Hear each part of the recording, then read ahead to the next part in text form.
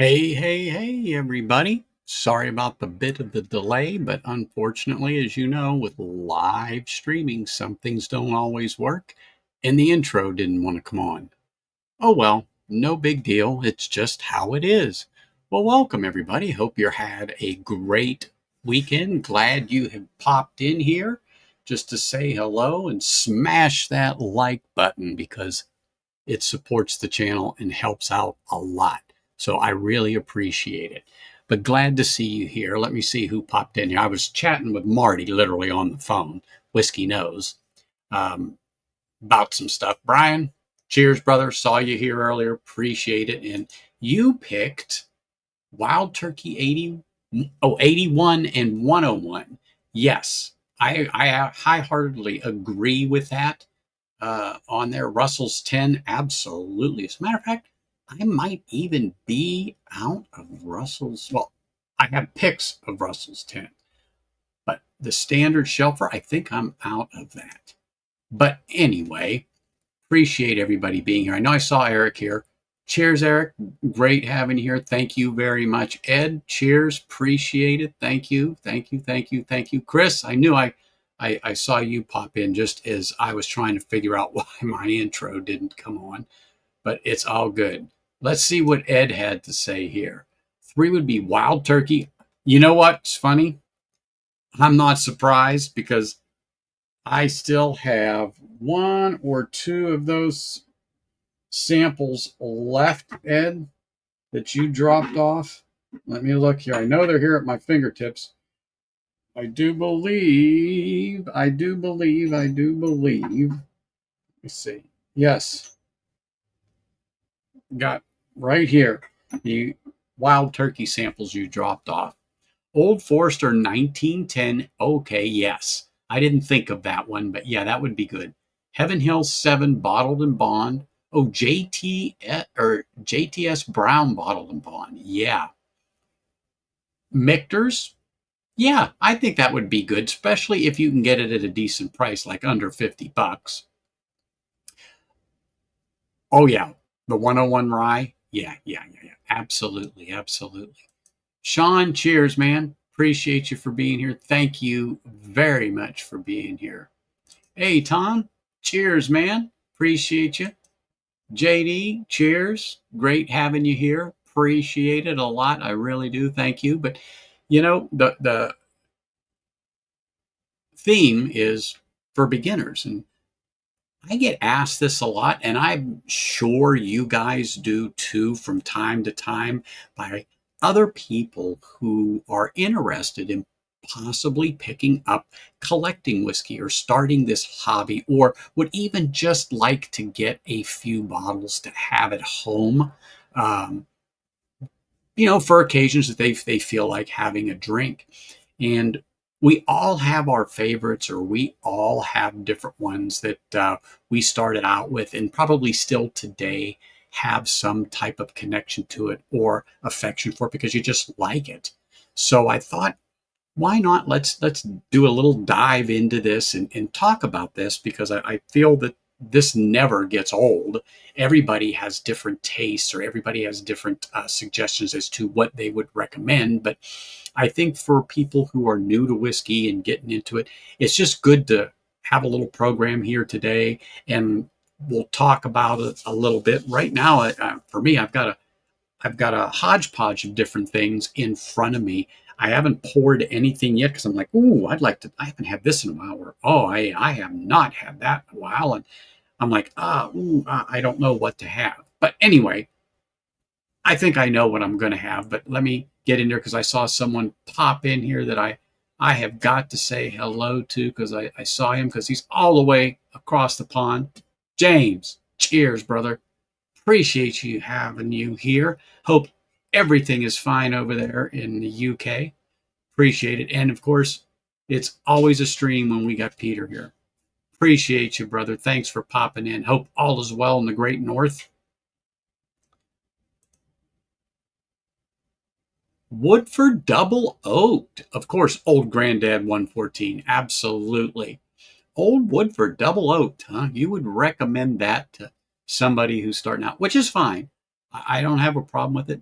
Woodford to me has always been a hit or miss, but I would actually recommend something like that for somebody because you, how do I say this?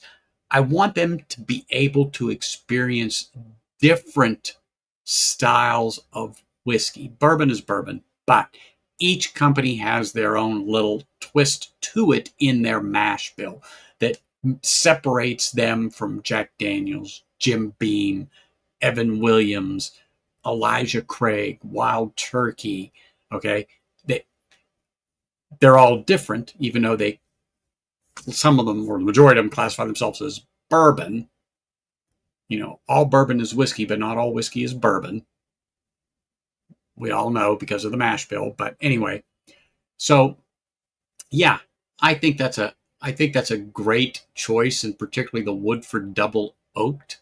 I kind of like that. I wasn't even thinking that because, like I said, Woodford is hit or miss for me, so it's not something I would always say. However, I will agree with you on the Double Oak. Yes, I absolutely will agree with that, without a doubt.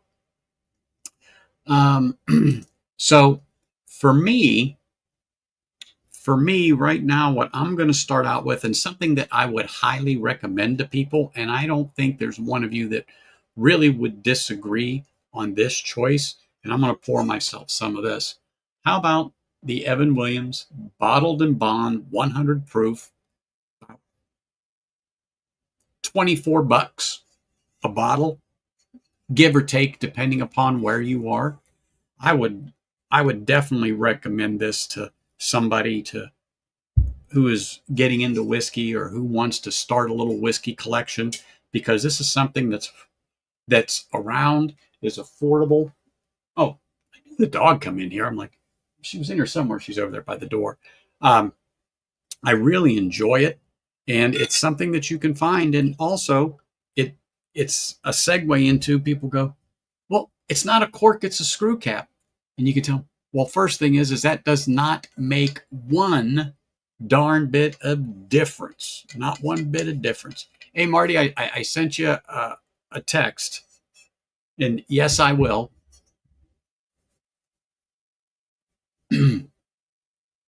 um, but I like it.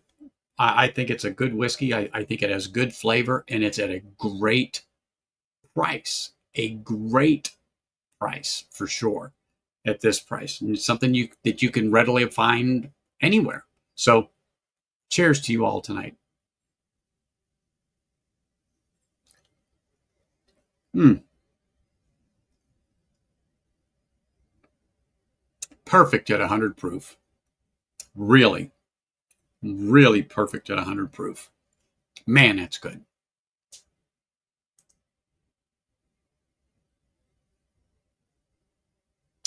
Well, yes, I'm not a big into cocktails, Peter, but you're right. Especially neat. It has, oh, son of a gun. Let me switch hands here for a minute. It has such a good flavor to it. It really does. It's not overpowering with heat or spice. It has some good viscosity to it, um, and I think the proof is spot on for this whiskey. I think the proof is spot on. And I've said this once before. I'm going to say it again. I'm a proofy bitch.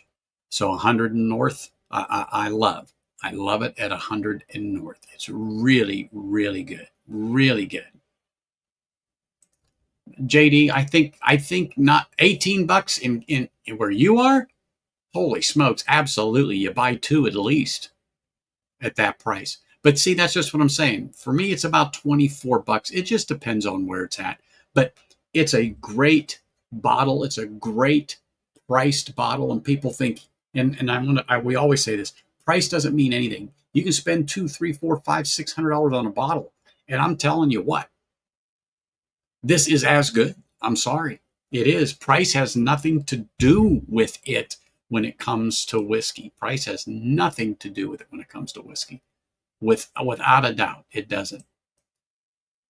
Hey, Dave, cheers. Appreciate you, man. If you haven't done it yet, uh, pick your three favorite bottles that you would recommend to somebody who is thinking of starting a whiskey collection. Put them in chat if you would, please.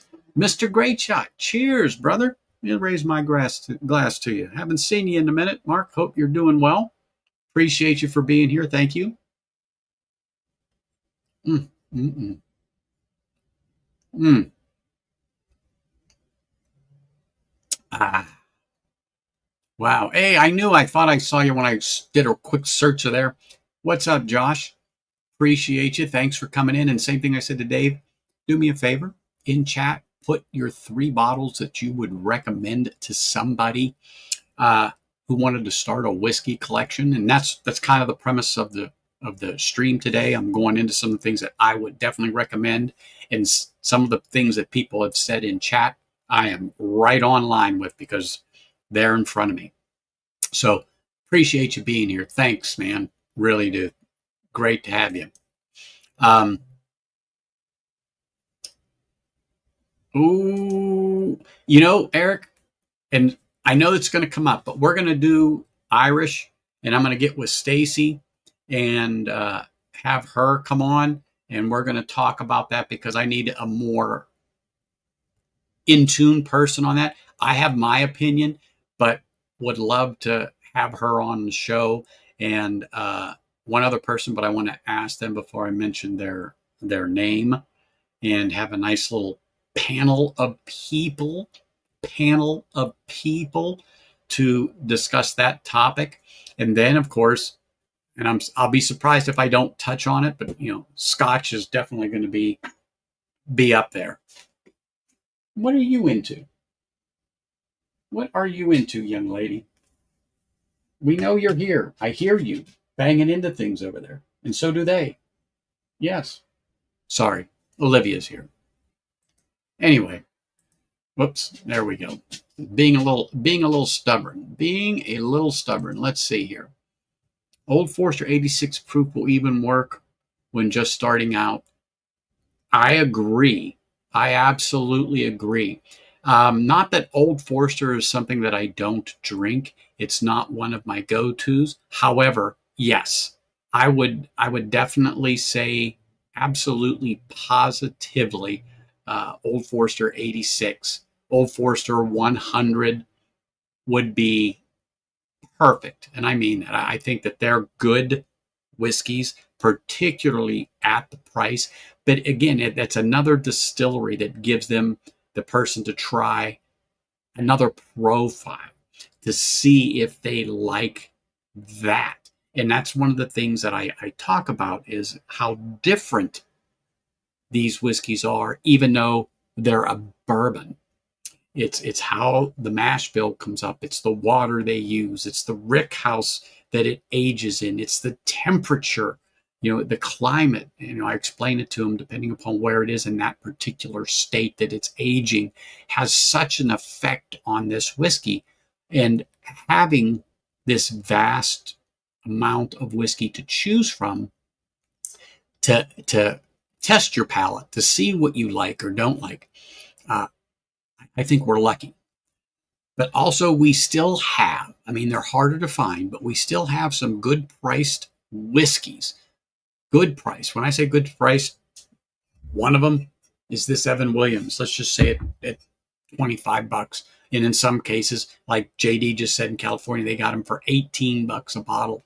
It's great whiskey at that price. It's great whiskey for $18. It certainly is. And I said it before, I'm going to say it again, and I'll say it a few more times in the stream. Price has nothing to do with the quality of the whiskey, the taste. Oh yeah, there's some stuff that's absolutely bad for $20. There's no doubt about it. But don't let this stop you, or just because I'm showing you something and I say, hey, it's a $20 bottle, but it's phenomenal. We know, I know, I'm telling you. I'm not going to recommend Kessler's. I'm not knocking it, but I'm not going to recommend Kessler's unless you're going to mix it like with your something for shoe polish. But I digress. I'm not going to go on down that road because that could open up a whole nother big old mess down there. Let's see here. What do we got? Freebie. Early Times. Oh, yes. Love that. Early Times Bottle to Bond. Buffalo Trace. 1910 Old Forester. Yep, that has come up already. But Dave, that'd be perfect. Buffalo Trace, yes. Because guess what?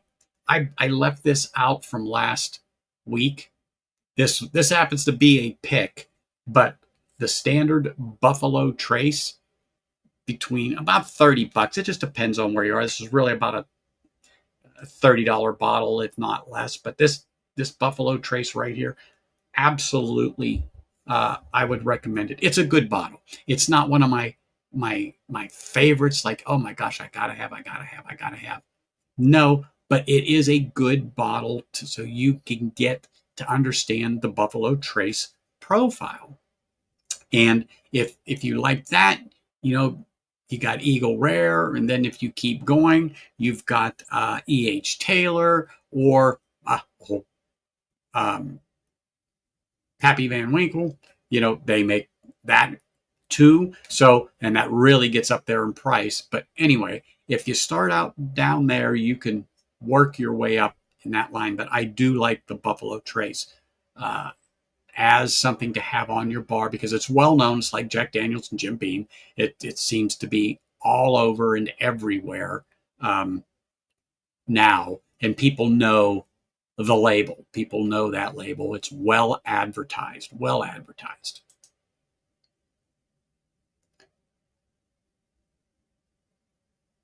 The 101, I don't know of anybody here that didn't have a Wild Turkey yet in there. A Wild Turkey 1792 bottled on Eagle Rare 10 at MSRP. A good point, JD. Good point. And I do have Eagle Rare right here. And if you can get it at MSRP, all right, and let's just say $40. But right now it's pushing about 50 to 60 on the bottle, but really this is a $40-$50 bottle. My rule of thumb is if I really want it and I know MSRP, I'll go maybe $20 over, but that would be pushing it. But this is a nice bottle. Eagle Rare, this is one of the ones that JD was talking about right here. And it just so happens it's still right here on my shelf. But Eagle Rare would be another one to find. I've seen them as high as $200 for the bottle. Don't buy it at that. Do not buy it at that at all. It's good, but it's not $200 good in a million years. It is not $200 good. What's up, hanging? You know what? You're absolutely correct. I'm not a quitter, so that's why I haven't quit drinking. But I've slowed down. That's for sure. But you're right. You're absolutely correct. You're absolutely correct. Oh my gosh, Kathy. Cheers. Hope you're doing well. Really hope you are doing well. Sorry, people are texting me. I forgot to cut it off. But anyway, hope it's not coming over the mic. But so I'm going to email you a question here. If I don't do it tonight, I'll do it later, Kathy. But I got an idea on something, and I got to run it by Stacy too. But anyway, I may request your help on something. But I'll let you know. I'll email you. But so glad you popped in because you put that back in my head. I forgot to do it earlier, but now I saw your name like, perfect. Perfect. So thank you for popping in. Thank you for saying hello. Thank you for putting your name back in my head. Appreciate that. It happens when you get older. That's for darn sure. Oh, yes. Elijah Craig Small Batch is, you know what? Elijah Craig Small Batch, Elijah Craig Rye, Elijah Craig Toasted Barrel, Toasted Rye. Oh, I think they are great bottles. They're lower proofers, 94, but they still have flavor. They still have flavor, and they're affordable. That's the thing.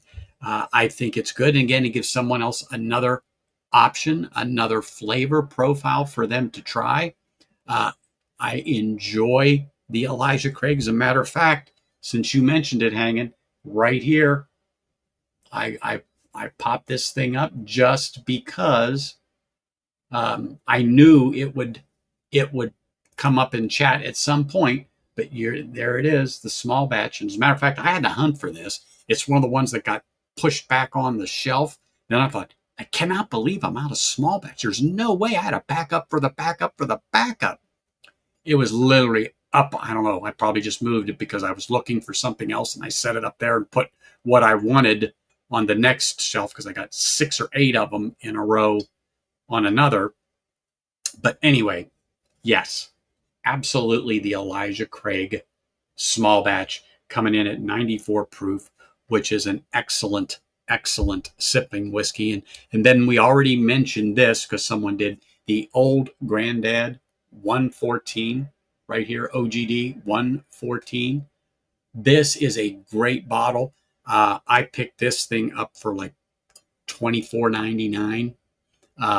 I seen it about $30. It depends, but it's still a good priced bottle. Old Grandad 114. It is wonderful. Quintessential Kentucky straight bourbon. Also just the Old Grandad bottled and bond right there coming in 100 proof. This is another good, affordable whiskey every day right here. You can't go wrong with something like this. We all talk about it. We all still consume it. I've seen it many times come up on here already. Evernorth, yes, I know about that. Thanks to you, sir. Sagamore, okay. Jack Daniels, not the original 7. Gotcha. Jack Daniels, the single barrel proofs, absolutely. The rye, wild turkey. I was just grabbing that. Let me unhighlight you here. Boom, right there, brother. You are spot on with the wild turkey. Yes, this is an older label. I know. This is an older label. Yes, the labels now do not look like this. They're similar, but they're not like this. This is an older one. I think this is from 19 or 20.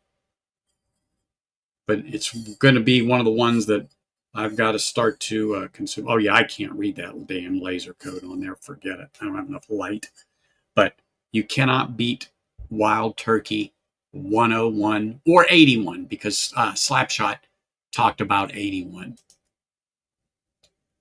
And the rye. I thought I had the rye down here, but apparently I do not. I thought I had the rye here. Let me make sure. No, but I do have the rye behind me, but that's okay. I do not. Let's see. Hey, Dave, I thought I seen you. Appreciate you for coming in, man. If you have a few minutes, do me a favor. Type in chat what 3 whiskeys you would recommend to somebody who's starting their whiskey collection. You may have heard us talking about some of the favorites. Maybe there's a couple that we haven't mentioned that you would absolutely recommend to somebody who's starting their whiskey collection and who's interested in expanding their palate a little bit.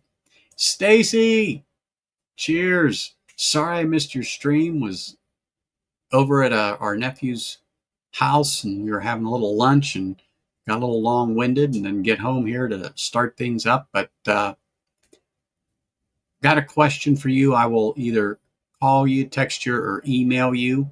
I also mentioned to Kathy I'm going to do the same thing for her. But I have a couple of questions. Of course, it involves whiskey and Irish. So just wanted to let you know I'll be reaching out to you. So appreciate it. Oh my gosh, did I hear someone talking about my great grandpa? Yep. Oh yeah. Oh, he does. He does. But of course, at his age, with his brain, the senility, yeah. You know, I don't have to say anymore. I don't have to say anymore. Let me move down here a little bit to make sure I didn't miss anything or anybody. Aha! Bottled and Bond, Buffalo Trace. Well, of course. Now that there, I knew someone was going to talk about Scotch. I even said, I'm sure we're going to end up touching on the Scotch. But the classic Lottie, absolutely, positively, if we're talking about Scotch, the classic Lottie would be a great one to start with. But me, I also like Glenfiddich 12 when we're talking single malt Scotch. Highland Park 12 is perfect. Now again, this is a whole different thing when we get into Scotch because I'm trying to stick to bourbon, but I knew it would come up, but that's okay. We'll touch on it a little bit here because whiskey is whiskey. It's either bourbon, it's either rye, it's either Irish or it's Scotch, American single malt, but whiskey's whiskey, but not all whiskey's bourbon. Anyway, appreciate it, Mark. I knew we'd get into that, but man, I really want to get into the Scotch one, but we'll have to do that. And you're going to have to be on, Mark. You'll have to be on, and I'll have to get Whiskey Nose involved in there, because he knows about that much when it comes to Scotch. He knows about that much when it comes to bourbon. He knows about this much when it comes to bullshit. That's the man. Let me tell you. Absolutely. What would he pick here? Rare breed. I had no doubt a rare breed was going to come up. And I would absolutely agree with that. That would be, for me, that would be the bump up from the standard wild turkey to go to the wild turkey rare breed Kentucky Spirit. That would be the bump up if they wanted to experience wild turkey at the next level. Definitely. Larceny. Oh, yeah. The Weeder. Absolutely. Love that choice. Matter of fact, Larceny would be perfect. I don't have one, and I didn't even cross my mind, Marty, so that's perfect. I love that Larceny. That is good. Good call. Yep. And again, that's another good priced bottle.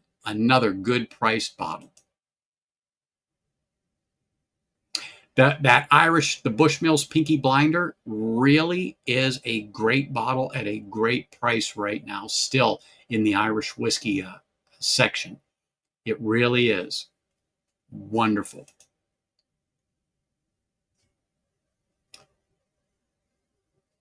Hey, Heck and Mac, cheers, man.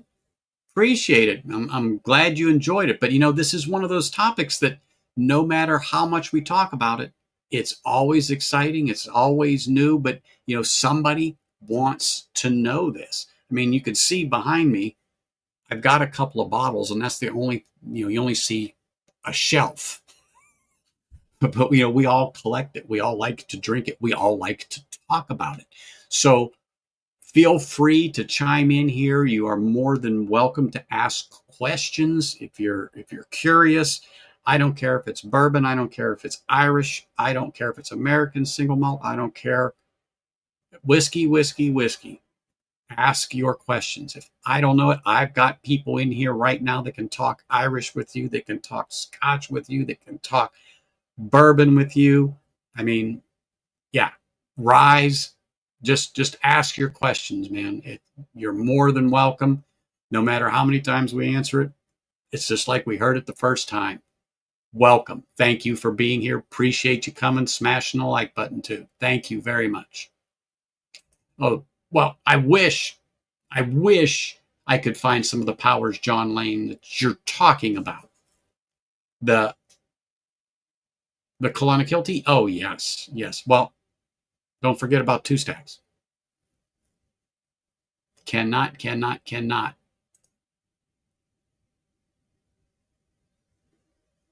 Well, if you can get Eagle Rare at $30 all day long, that's when you buy a damn case, JD. At $30? Woohoo! Yes, sirree. And a Buffalo Trace 1 liter for $25, 24. Yeah, you cannot go wrong there. You cannot go wrong, without a doubt. Bowman Brothers small batch. I got the single barrel up there, so I don't know if I have the small batch, but yes, that's one I don't think has come up yet, people. I'm surprised that no one has recommended that. Good call. Great call, as a matter of fact. That is a great call. That's a good whiskey to have. Let me finish this one up here. This at the little Evan Williams bottled and bond in here right now. Hold on. Man,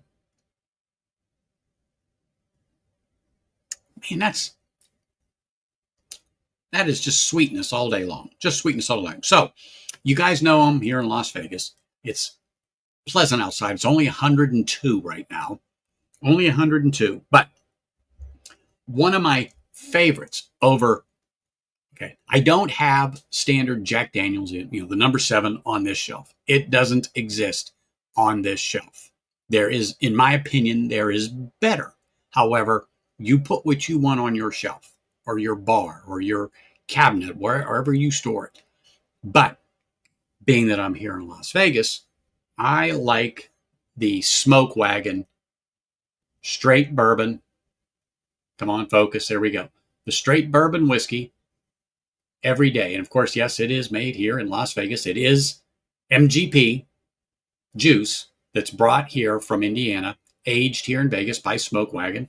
Aaron does a great job. The bottles aren't clear like this anymore. This was a pandemic thing, and this just happened to be within my reach. So I have one of the clear bottles because they ran out of the other bottles. But this, to me, has way more flavor than standard Jack Daniels. All day long, it does. It all day long. This thing just shines at $32 a bottle, maybe 35. I don't know where I've seen it 29. I've seen it, 37. It just depends. But this is a great bottle to have all day long. This whiskey is it's just baking spices and cinnamon and caramel, distinct flavor, nice spice, really grabs the tongue. Really grabs the tongue. And the next one I like a lot that's in there, and I know you all have heard me talk about it. I haven't opened one in a while, but this is generally what the Smoke Wagon bottles look like. They're dark. But this is the Smoke Wagon small batch bourbon straight at, these are 100 proof right here. These are great bottles. Nice viscosity, cinnamon, caramel, just what you would expect from Aaron and Smoke Wagon. Really, really good bottle of whiskey. These are about $40, $45 on there. So for the sake of argument, $50, depending upon where you are. But this is a good bottle to have, especially at 100 proof. It hits the mark. It has the flavor. It has the spice. And most of these are a high rye. So when I say a high rye, the mash bill percentage rye is generally like 36%. So it has that rye spice, especially on the finish when it comes back with the sweetness, but it grabs your tongue. It's spicy. It's got cinnamon. It's got caramel. It's got the, well, more along the line of a dark burnt brown sugar ness to it on there. But it's a fantastic whiskey at the price with the flavor that it has. And this is my opinion. Yours definitely will be different. But my opinion is this is a great go-to type of whiskey, without a doubt. Without a doubt.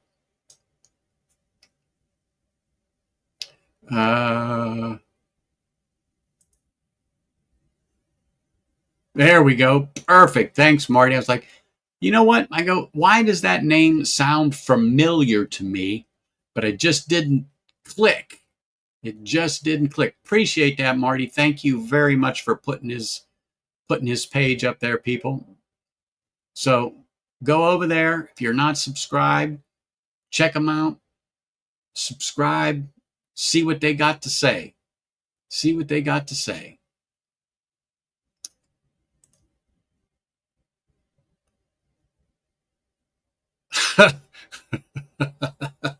Spelled exactly.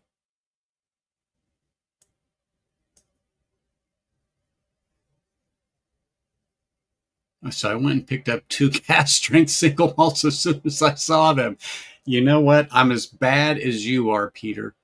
I am so hooked on the higher proof whiskeys. And let me just say though, my opinion, some whiskeys will shine when you up that proof. I'm talking north of 100, north of 110, north of 115, 120. When you get into that 120, 125 range, 130, oh my gosh, sometimes you can be singing a different tune when you get to some of these whiskeys.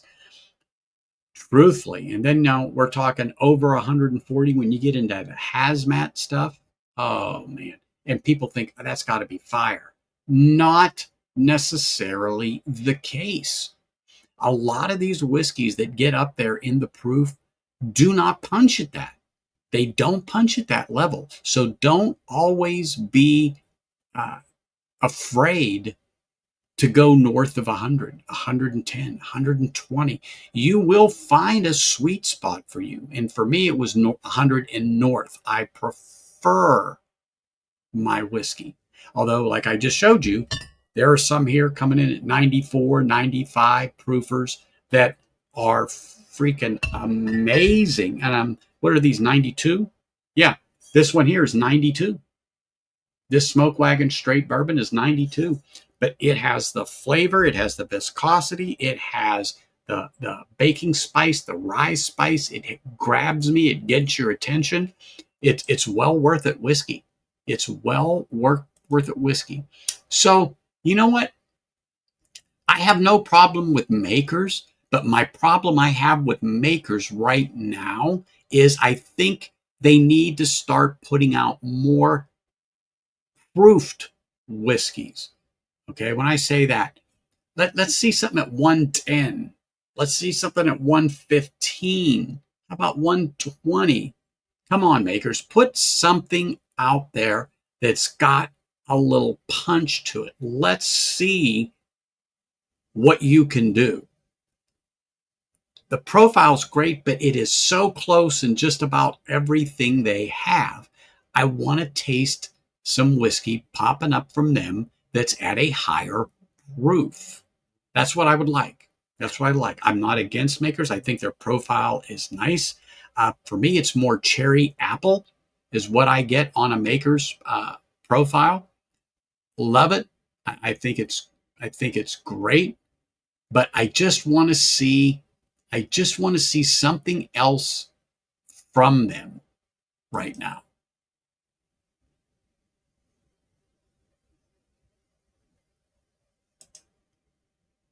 After drinking regular makers first time trying the 101 Bloom. Exactly. So you jumped up from there to the 101. It's like, wow, night and day difference.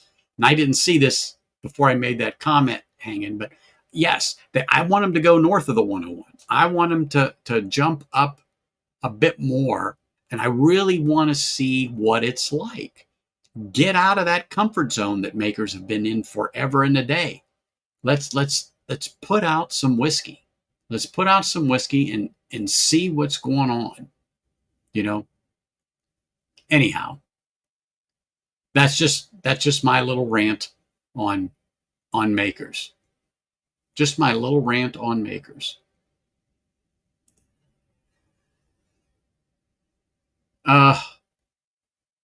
Well, beginner whiskey, you can start in the middle. It doesn't make a difference. I mean, when I started out, I had one end to the other. I had some entry level, I had some mid, and then when I found out I was a proofy bitch, well, then it kind of went the other way for a while.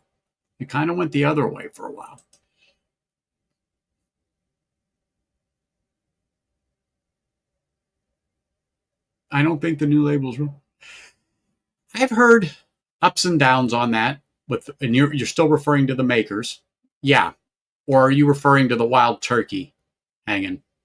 But with the wild turkey, the new, the old, yeah, I thought I could taste the difference, but Ed proved me wrong when he dropped off a couple of bottles samples for me And Mike Stahl and I did it. And yeah, not really. And I'll say that. I think what I picked was a newer version. And up until recently, I actually had my my picks uh, still on a piece of paper in front of me for the longest time. And even after I rearranged everything here and got this different setup, um, but I don't know where it went. But yeah, old, new, boy, I almost could not tell them apart. And some people said, the Dusties were way better than what they're making now. Best way to find out is to get yourself 3 or 4 samples and do a blind. And boy, I bet you'll be fooled. That's for darn sure.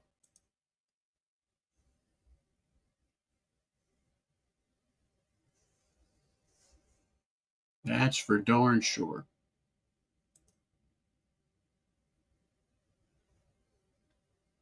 Yeah, whatever, Kathy. It's not a problem. I just had an idea, and I'd like you and Stacy to help with that, but not a problem because I just that's not my wheelhouse when it comes to Irish and stuff like that. Not like Stacy and stuff like that. But anyway, we'll chat about that.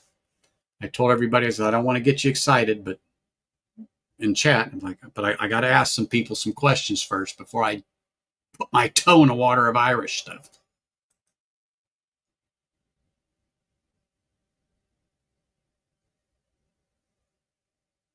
Mm-hmm. Mm-hmm. Okay. What is Dave says? Rare breed rye. Absolutely, rare breed did come up. Well, rare breed. Oh, son of a gun. Sorry, little injury, and you forget, and until you go to grab a bottle or something with this hand of mine. Anyway, uh, yeah, rare breed. Uh, I am all for, and I said in Wild Turkey 101, if they want to jump up, the rare breed would be a perfect jump up in that for somebody, without a doubt.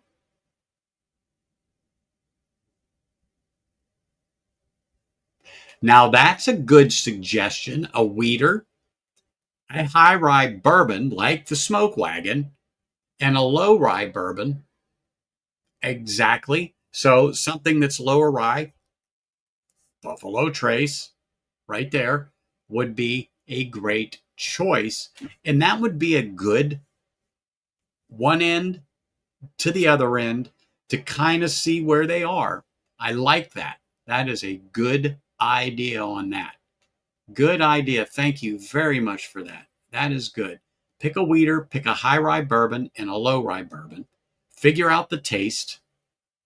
And if you like the taste, pick that and move to the right, or in whatever you want to say, move to the left.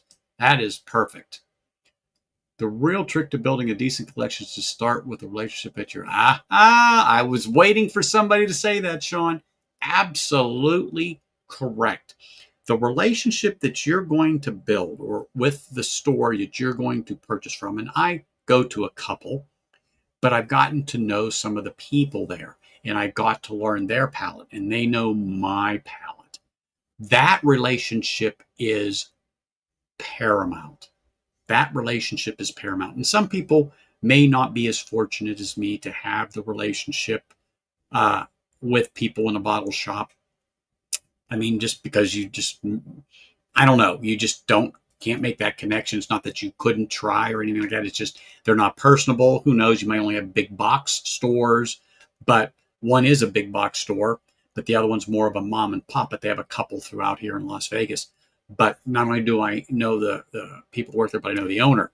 And yeah, it's a wonderful thing to have that type of relationship with them so that you can get somebody else's opinion who may have tried that and then see what they say and if it would align with what you think you might be interested in trying before you make the purchase.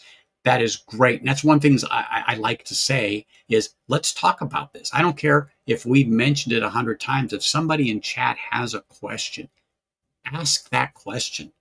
If I don't catch it, somebody in chat's going to tell you. But that is perfect. And I've been looking and scanning, and the chat's popping, and that's great. But that is paramount to have a place that you can go and discuss your selections with somebody that has some knowledge. And it's tough, and I'm being funny, but sometimes I go to these places, I damn well know more than the people there trying to sell somebody. And you want to, and I've done this. I mean, just because I'm like, oh, no, no, no, no, no, don't buy that. I know what he's saying, but he's confused, or don't touch that. I have to tell him, because it's like, oh yeah, no, no, no, they're just trying to get rid of some shit whiskey. You'll never touch whiskey again if you drink that piss. But anyway, yeah, do you get to the point where you know more than the person there, and you just can't let people purchase crap whiskey? But anyhow, good point, Sean. Absolutely great point.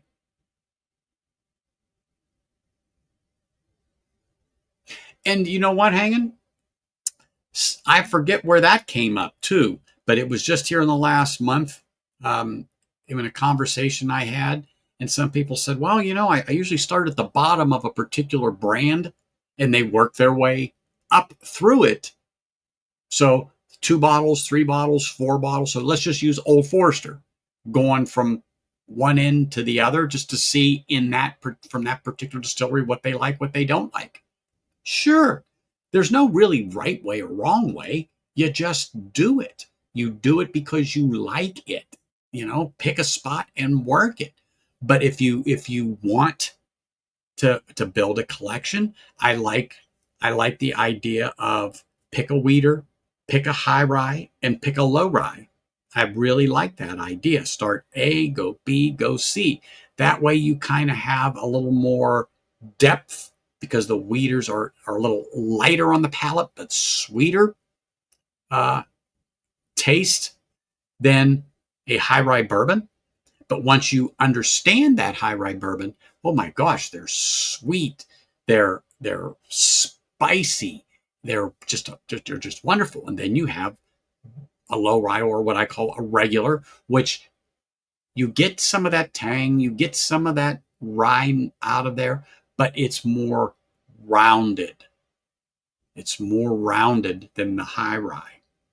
The flavors just seem to be, and I'm going to use the term smooth, compared to the higher rye bourbons. So you have basically that salt and sweet. It's more of a Scotch term, but you get what I'm saying. You got a little more of this on one end, but then you get rid of this, but on this end you've got another thing. So you have a little more balance. That was a great suggestion. That was a great suggestion.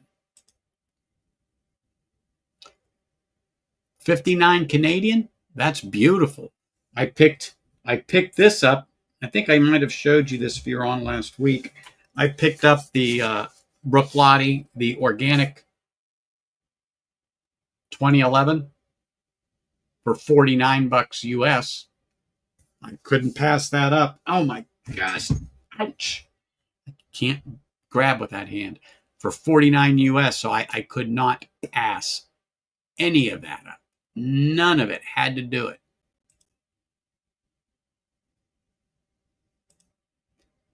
Deanston 12, Green Spot, J.W. Bottled and Bond, Jack Daniels Bonded. Okay, well, now the Jack Daniels Bonded has not come up. I'm surprised somebody has not recommended the Jack Daniels Bonded to somebody.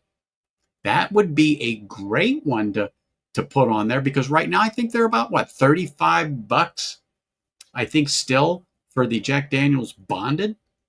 Wow, that would be a good one. I did not. I don't think anyone recommended that, Eric. Thank you for putting that out there. That would be another nice one to have. It is very consistent. That Bushmills Prohibition, it is spot on every time I have tried it. Every time I have tried it. Craig Alecky 13, absolutely. That Craig Alecky 13, and that's a single malt Scotch, people. And the Klein Leash 14, yes, those would be great Scotches. Ouch, sorry, hurt this hand. Sorry, I'm going to say it a couple times because certain ways I move it, it lets me know. Um, but yes, I like the Craig Alecky, and I like the Klein Leash. I think my Klein Leash is a 14 or 15 that I have. 15. Klein Leash 15. Sublime. Sublime, that's for sure. Oh my goodness, look at this. Hello again, whiskey friends. Cheers, Jeffrey. Appreciate you being here, my friend. If you're still poking around, I'm sorry I'm behind in chat. I feel like Whiskey Encore. I just can't keep up. I'm probably 30 minutes behind. So sorry. But would love your recommendation for somebody who is getting into whiskey, particularly bourbon, what your 3 choices would be to start them off into their journey. If you don't mind, put it into chat. It would be great.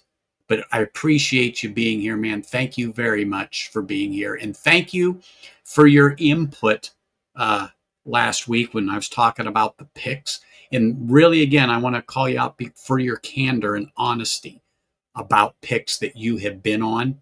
And I really thought that was great of you to say what you did, that you're just not going to pick. And because you want and care about what you're putting out.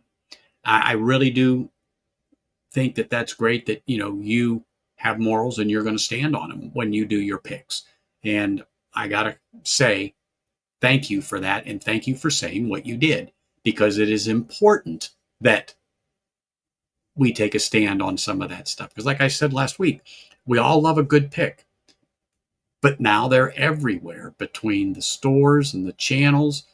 And hey, everybody wants a good pick, but we only have so much disposable money. But it just was great to hear you say what you did. So, and I'm paraphrasing, people, just so you know, but I'm just balling it up. But, as far as I'm concerned, Jeffrey's, he's top for saying what he did. And then you can't ask for more. You can't ask for more.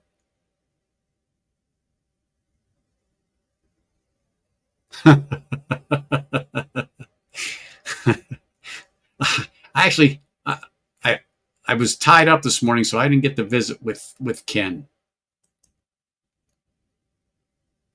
Long Branch, Travelers, Malort. That's my 3 must-have shelves.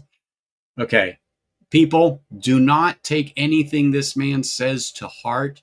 He is medicated. It's what time is it over there? What is it? Let's see. It's, oh my gosh, it's what here? Sorry, my watch just decided to tell me it's almost 5:30 here. It's almost 8:30 there. They're just sedated him almost, so he's delirious. Yeah. Long Branch is absolute shit. Travelers is not worth the bottle it's poured in. Malort, you go right ahead. That will cure you or kill you. Guaranteed. Guaranteed.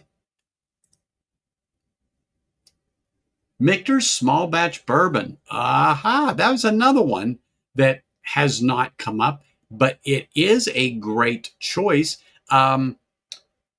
About $45, I think Michter's small batch is around here off the top of my head. Still under the $50 mark, and I still think it's a good choice there. It's always consistent.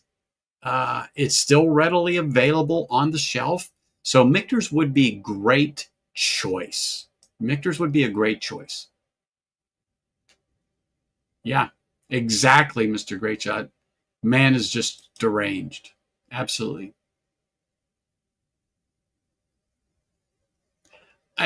Well, I got turned on to it, 5 years ago? And man, that thing was just consistent. Back when they would hand number the bottles and batch. If you guys remember that, like on the uncut, unfiltered. So I've got a bottle that was, batch A, 20, 26 or 36. I haven't opened it. Not because it's any good. It's just that it's one of the first ones that had come out. It's good. They got a little tag on the back, written hand, batch A, what bottle, whatever. But oh yeah, they're great. Similar system today they still use, but now there's different batches because they'll do more than one. So you have A and B, I think it is, and C. I kind of forget, but it's along that line.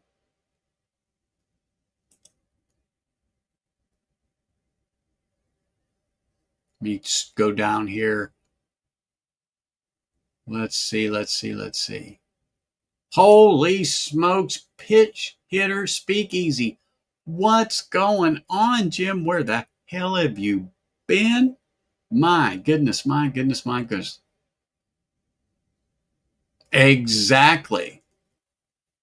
Yep. Don't buy every darn thing. Nope, don't. Don't do it.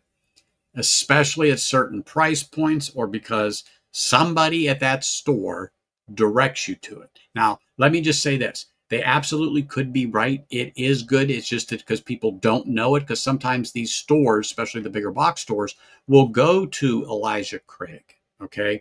Will go to a company like MGP who makes shit ton of juice and bottle something under their label, let's say, but you don't know about it.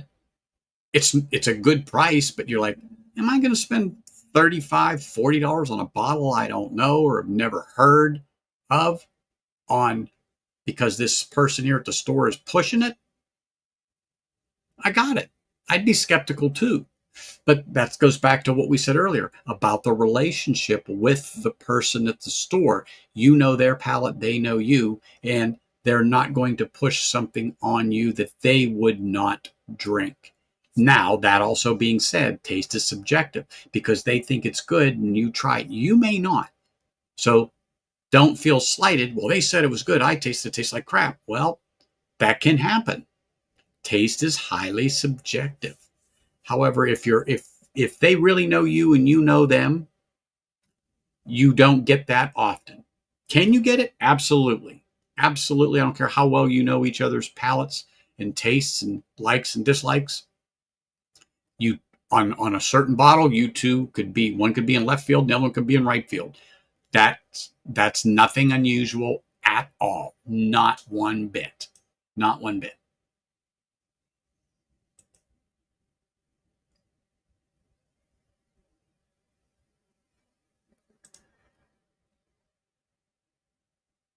Oh, absolutely. That's why I like the smoke wagons here in Vegas. I mean, I know they're throughout the U.S. now. I mean, their distribution now compared to 3 years ago is much broader. But yeah, that's I really fell in love with that high rye mash bill, particularly MGP. That really was like, oh my goodness, that is great. It truly was. It truly was. Holy smokes, look at this. Here we go. We got Whiskey Uncensored here. Cheers, Ben. Great having you here, man. Thanks for popping in.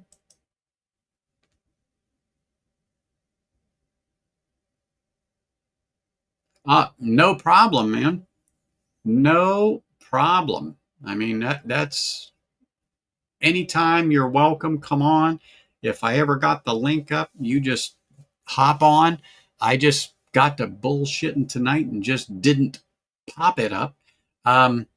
Also, somebody let me know, is Livewire going on tonight? I did not check. I kind of was in a bit of a rush to see if they were going live. I'm going to assume they are. Don't know, but somebody please help me out with that.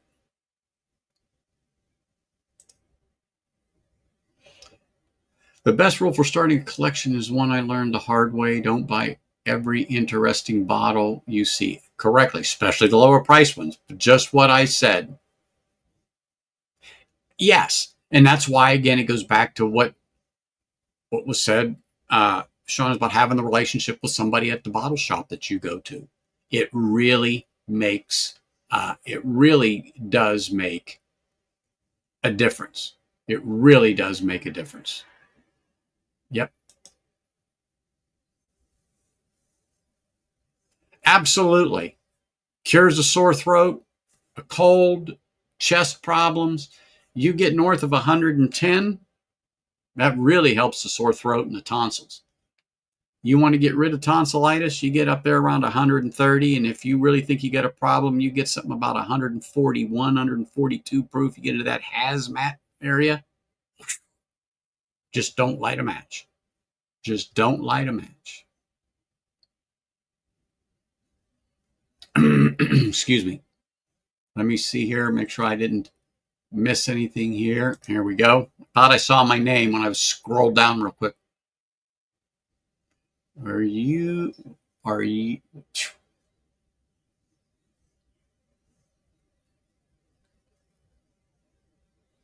Oh, there is. There is.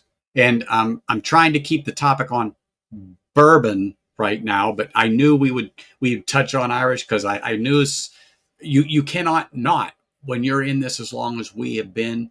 We have a toe here, a toe there, and a foot here, a leg there, a body of this. Yeah, yeah, yeah.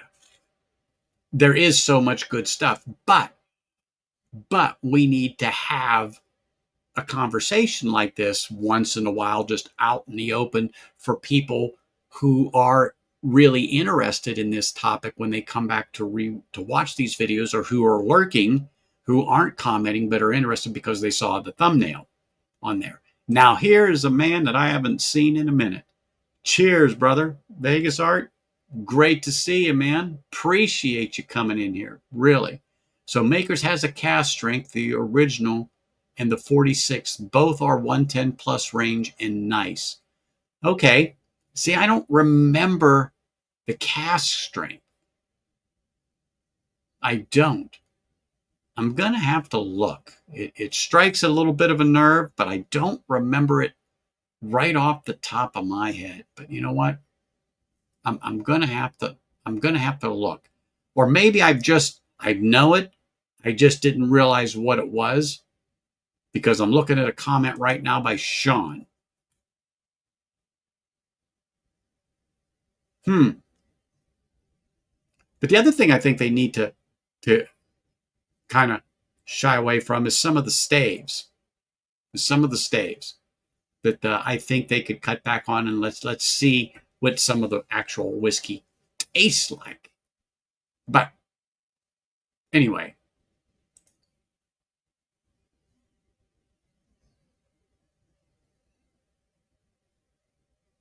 Yeah, now see, now that you guys are really bringing up, I'm like, darn it, am I missing something? Holy smoke. Speaking of somebody I haven't seen in a while besides Vegas Art, cheers, Five Fingers. Great seeing you, brother. Thank you for popping in and just saying hello. Missed you around YouTube, brother, but glad to see you here. And really glad to have 30 of you here in chat today. It's wonderful. This is a great topic, and it just has so much feed. Everybody is great at contributing. I hope that some people that are lurking are getting some good information here, to give them choices and just avenues to go down when they're making their choices. Oh my gosh, come on here. No, we don't have ABC stores, but I know what you're talking about, Marty. And that is a problem. I feel you need to know something about whiskey. I mean, not just, oh yeah, this is whiskey, and I've heard some things and I'm like, what are you talking about? Blasphemy. Stop it. Stop it. I know. Oh, no, don't listen to this guy or this girl. I'm sorry, but don't. Here, get this, get that. Steer clear of that crap. Yeah, it's, oh my gosh. We all could probably tell stories for a couple of hours about encounters at different shops to where you heard them recommending something and you can't believe it. And you just have to say something. You just have to say something. It's like, oh, no, no, no, no, no, don't buy that. The reason why they're recommended, they just can't sell it. But they know you don't know. Yeah, don't buy that shit. But we ought to, Marty. We ought to talk about that one day on a stream. We really should. Oh my gosh, you are so right, Hanging. You are so right sometimes. You are so right. Love it. Richie, cheers, brother. So great to see you, man. Hope you're doing well.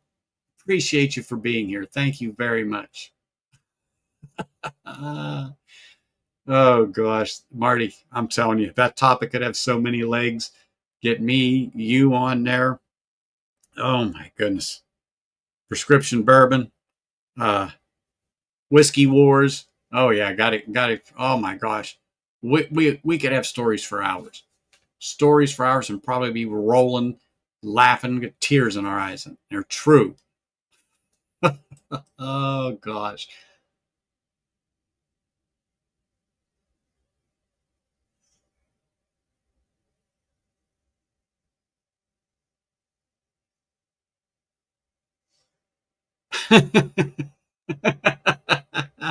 Kathy, you have to. You have to give them the look like, I'm good, thanks. Trust me. Because what in your mind, you're thinking, what you just told me, you have no idea. Or you're told to move that and they'll give you an extra $10 in your check if you get rid of a case of that today. Oh, yeah. That's what worries me about some of those places. Really worries me about some of those places. It's like, ah,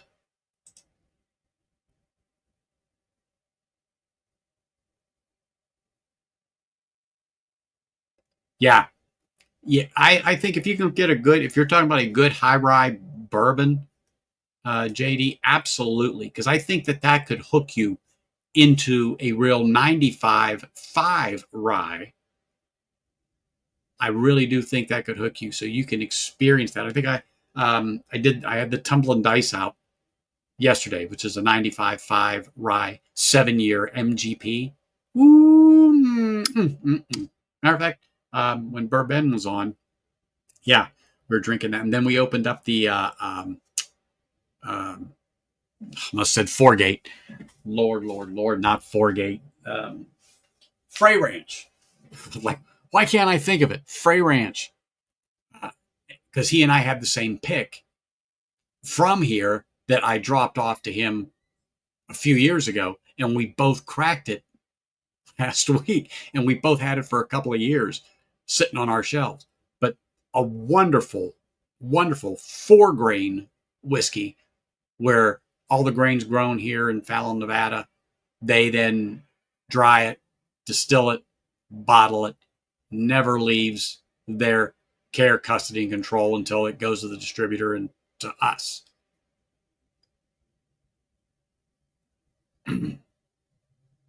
Exactly, Marty. Exactly. Holy smokes, look at this. It's a bourbon engineer. Man has class. Man has class. He came here. Top Dog hadn't even shown up, but it just shows you. Bourbon engineers got class. I know Top Dog always says it's the other way around. He has no class, even on a school night. Man has no class. I don't believe him anymore, bourbon engineer. Thank you for being here. Appreciate it, man.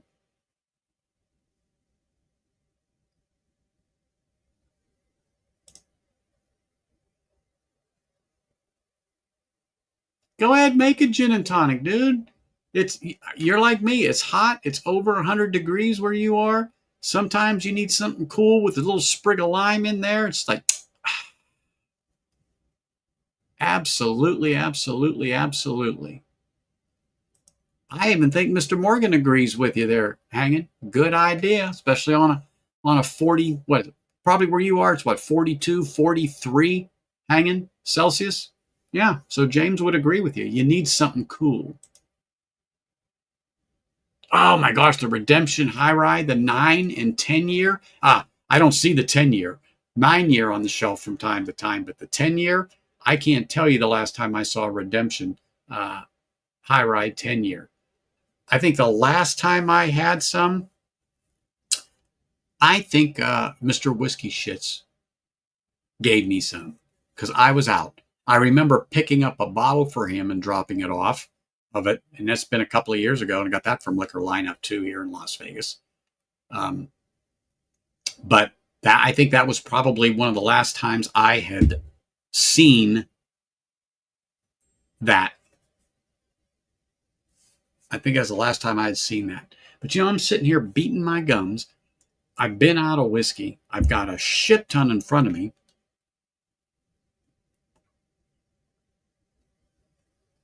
We get a little hydration in. Talking about whiskey, talking about whiskey, talking about whiskey. What would be something else? You know what I was talking about? We were talking about some rye, but I also talked about, let's see here. I think another one. Do I have an open bottle? Yes.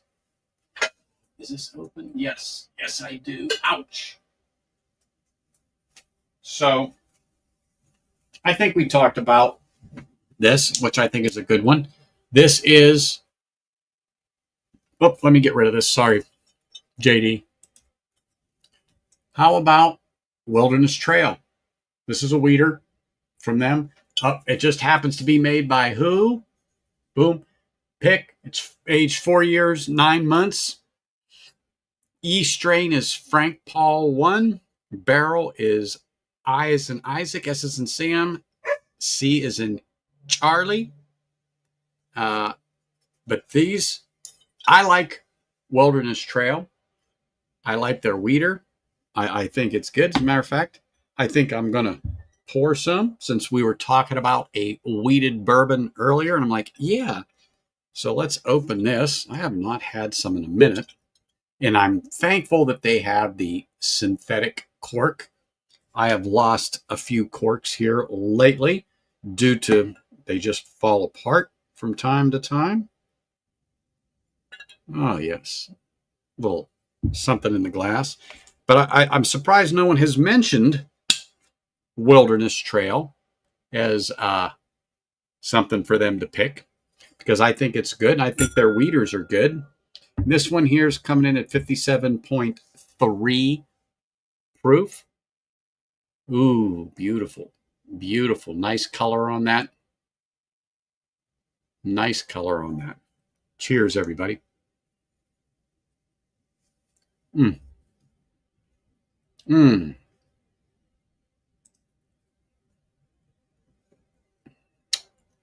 Wow. So, one thing about the weeders, they are a lot smoother than your high rye, but this one being it's 57, it's got some nice spice on the finish. I forgot about that on here. Quite pleasant on the palate, light, but still spicy. And surprisingly, there is some nice viscosity to it. I forget, because it's been a minute since I've been back to this bottle. It's one of those forgotten, not gone. They get pushed back. I should put that on my, I was going to put that on my next episode of Forgotten but Not Gone because I haven't been into that for a minute. You can't see it, but there's some dust on that bottle, but don't let it fool you about what's inside, people. It's good stuff. But this is a nice wheated whiskey at cask strength. So I didn't think I'd jump up that high that quick, but I just couldn't help it.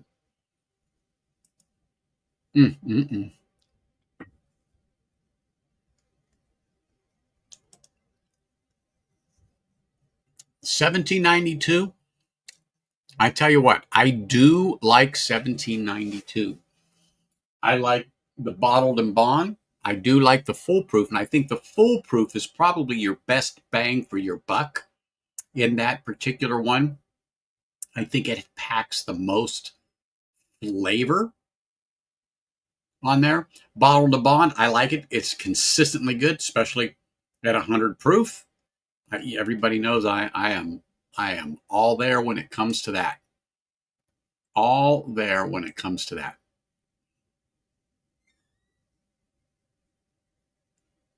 I think you told me about that one hanging in the cognac. I bet you it is pretty darn good. 99 proof, I would definitely buy it, especially redemption and then the cognac finish. I think that'd be nice. I think that would really be nice.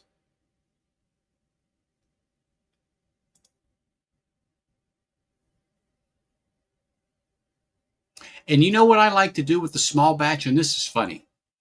A couple of years ago, around the holidays, bought one when I was down in Yuma hanging. And uh, my dad and I opened the bottle. And of course, I'm sipping on it and he's sipping on it. And I'll be honest with you, it was good. But you know what? I went and put about 3 or 4 drops of water in there.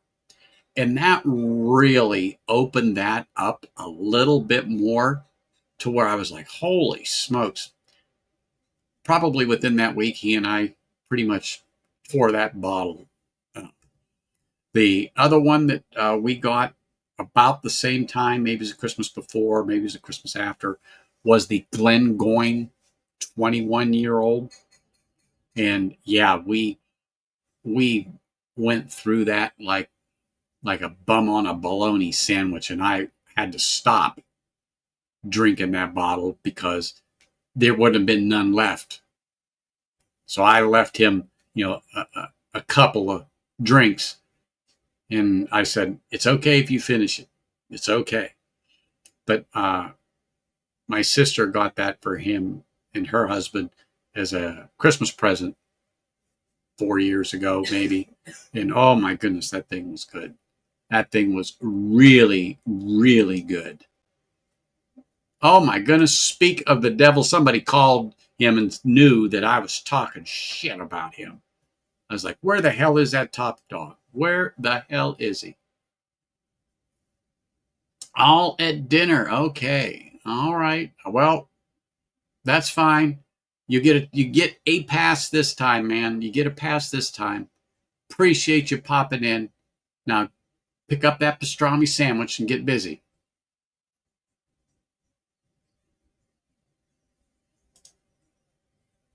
New to bourbon, start with Elijah Craig small batch at Four Roses. Now there's one no one brought up. There's no one brought up. Then Rare Breed. Of course, someone's got to get a damn plug in for that shit Long Branch. Oh, sorry, Bourbon Engineer, but people beat you to that one. People beat you to that one. But yeah, the only thing good without that lamb Long Branch is the trash. Is the trash. Well, you know what? I can't argue with you because I got a bottle of the Glen Scotia 15 sitting right here. As a matter of fact, it's front and center on my Scotch shelf.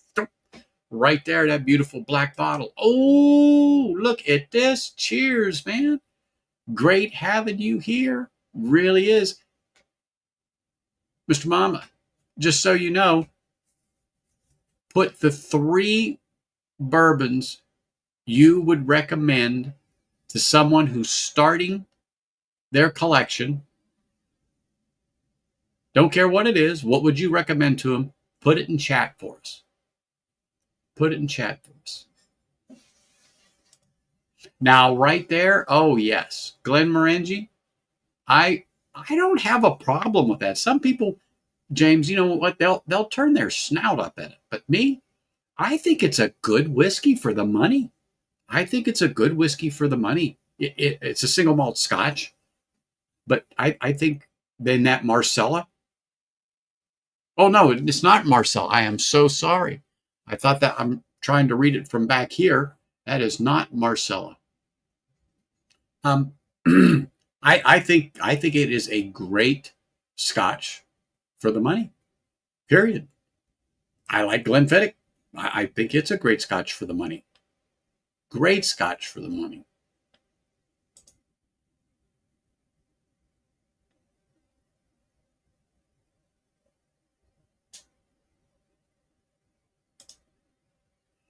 Total Wine always had bad advice on this. You know what? For me, it's the people. Okay.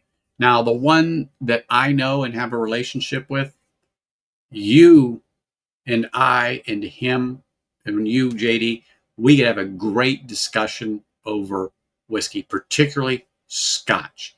He has an affection for it like we do, and he is as passionate about it as you and I and others here in this chat when we start talking about Glen Scotia.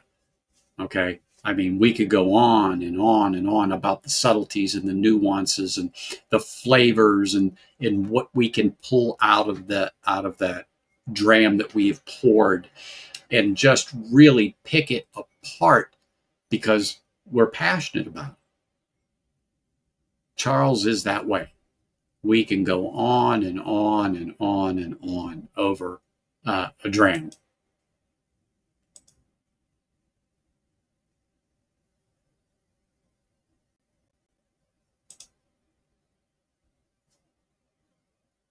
Okay. So now I know which one you were talking about. Yep. It's not Marsala cask. It is not. Beefeater. Oh my gosh. Oh, I'm sorry. I'd have to pour something a little better. I mean, my bottom shelfer's Tanqueray. Now I do like Bombay Sapphire on the rocks. 3 nice olives. Splash, just a splash of that olive juice in there, and just let that sit for a couple of minutes. Now we're talking, hanging. Now we're talking.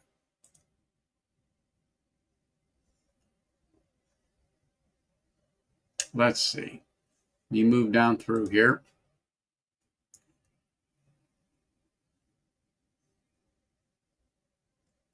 Now the ice I don't do. The ice I don't do. But I will use whiskey stones, Kathy.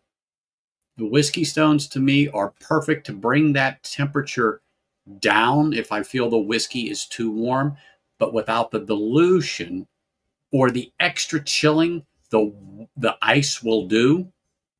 I don't want it real cold because then real cold covers up true flavor of the whiskey. The water, absolutely. I would rather add the water myself with an eyedropper so I know it's distilled water. And then if I feel the whiskey is too warm, I'll drop 1 stone in there and allow that to sit for a few minutes to bring the temperature down and then consume it.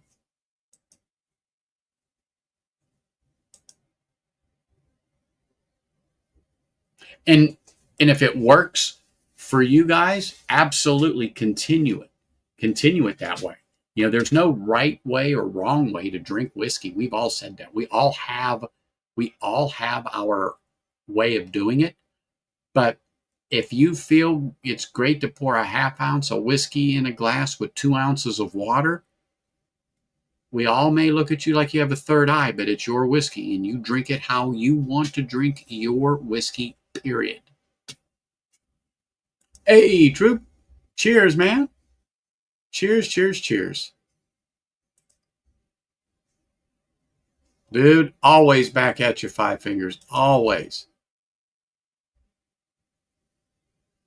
I didn't. I briefly looked while I was chatting, but I was trying to keep an eye on there. I didn't see one either. I'm going to look real quick because my phone was going off. Let me just see if Mike sent me anything. Let's see. Let me just see here.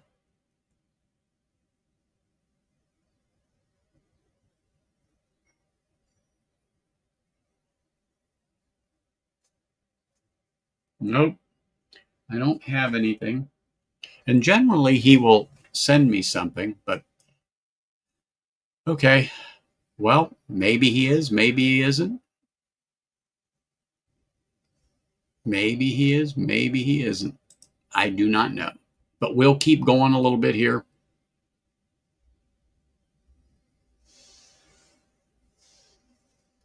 Some heavy chars I do like. Now, when Offerman came out with the uh, heavy charred. Yeah, I was not a fan of that. I thought that ruined the whiskey. Thought that ruined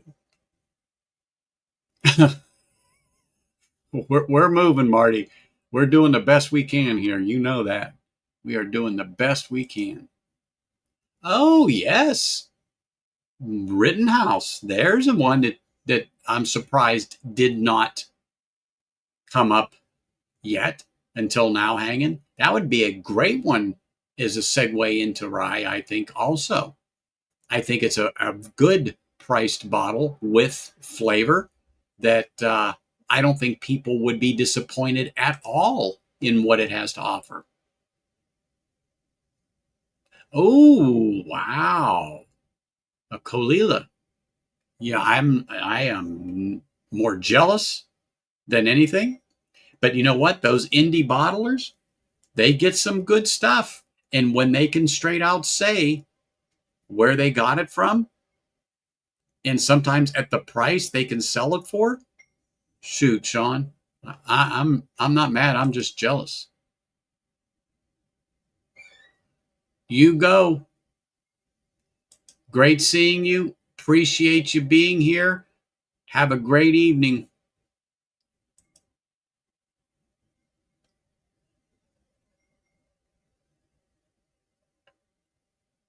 And I like 1792, but just like, Eric, like I said last week,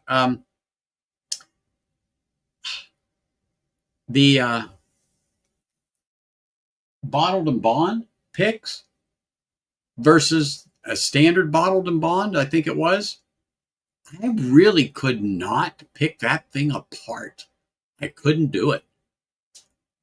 And so for the extra money, like I said, $10, I don't remember what it was, $20. I don't think it was worth it. Don't think I'll buy one. The foolproof was the one that was better in the pick versus the standard for sure. But like the bottled and bond, nah, it just wasn't there for me. Just wasn't there. Not at all.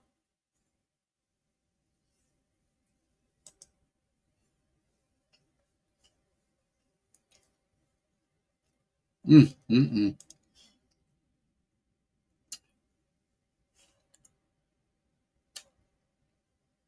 For a quick moment, there I was like, what weeder did I pour? And I'm like, oh yeah, Wilderness Trail.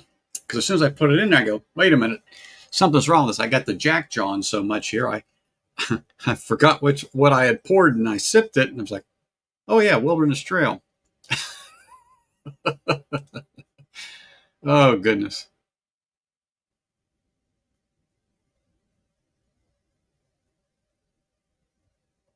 Oh, Trader Joe's. You know what? They've had some smashers. I mean, they've had some there that's been pretty darn good lately. I haven't had one in a little while, but people have been telling me about Trader Joe's. Really, they have. It's like, wow.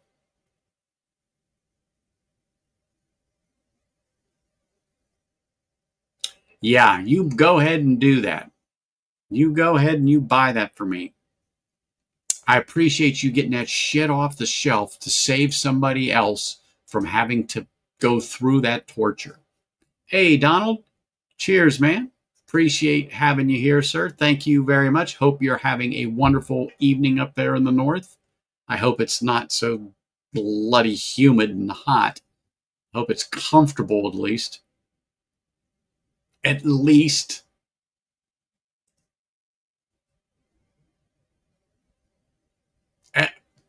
You know what? My sentiments exactly. No more Glen Scotia. Don't talk about Port Charlotte. Powers. Yep. No need to spread any more information about any of those people. If you have any, just bring them to me and I will dispose of them for you. That's how strongly I feel about it. Cooper's Craft. Wow. No one's mentioned that. Old Forester Rye, Larceny Small Batch. That was mentioned. I don't think anyone has mentioned the Old Forester Rye 100 yet. Cooper's Craft, I think you are the first to mention that one. I think, yes, That would be good. And at 100 proof, you've got my attention without a doubt. Old Forester 100, the regular bourbon, love it all day long.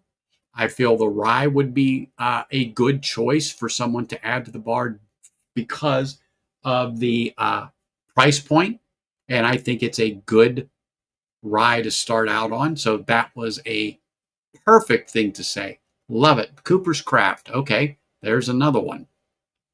That is perfect.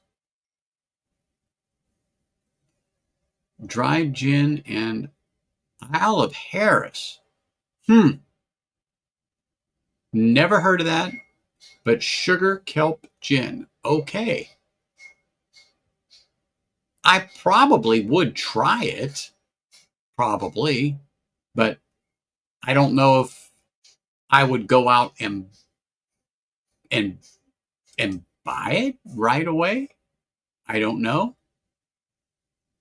I mean, I don't know. That's kind of interesting. Prefer the 1792 bottled and bond to the foolproof? Well, there you go, people. Just what I said. Taste is subjective. I like both, but I think I prefer the foolproof over the bottled and bond because I think the foolproof to me, like I said, has just a little more flavor. But you know what? To each his own.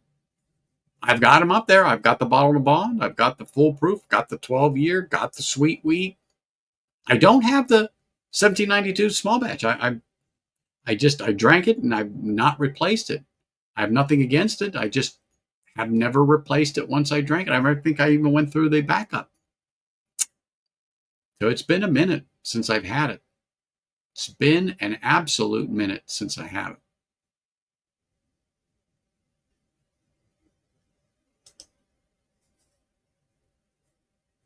Was the Powers John Lane discontinued? I don't think so.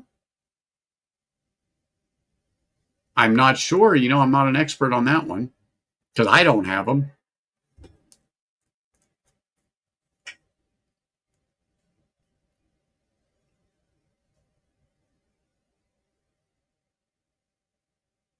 Let's see here.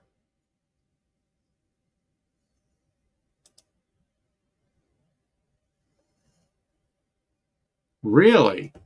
Well, if Donald's saying that that's a real hitter, I have to respect that. I really do. I have to respect that because if he's chiming in about Isle of Harris, okay.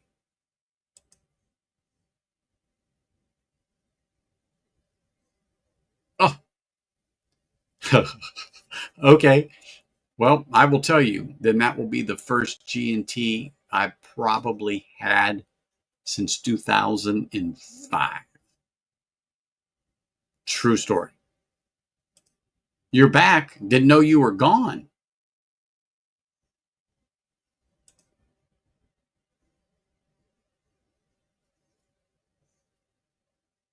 Hey, John. Cheers, sir. Appreciate you being here, man. Thank you very much. Hope you're doing well. Redwood. Oh, yeah. Pipe Dream. There's another good one. Another good call. Redwood Empire Pipe Dream. That's sitting up there. Knob Creek 12-year and another for 1792 foolproof. But there's one that did not come up, and that's funny. I was thinking about that and was kind of wondering if it was going to sneak in there, but the Redwood Empire Pipe Dream, and that's still available on the shelf for about $35 a bottle, which is I still feel is a good price on that bottle, and it's a wonderful sipper. Emerald Giant is another good one from them. That's still available on the shelf. Yeah, so Pipe Dream, Emerald Giant. Yeah, I'm just looking to see. Yeah, it's up there. I see it. I just had to look. But those are great choices.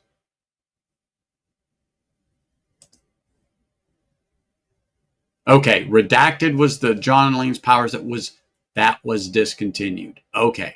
I knew someone would clarify that. Perfect. Thank you. Because I was drawing a blank, but redacted, yes. Yes, cheers to you, John.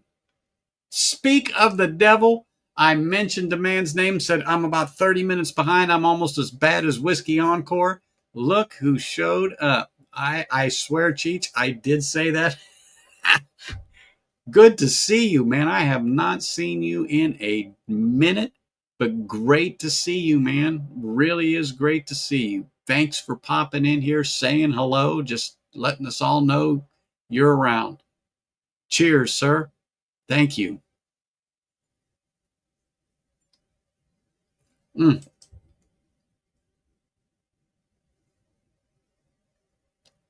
mm. There we go.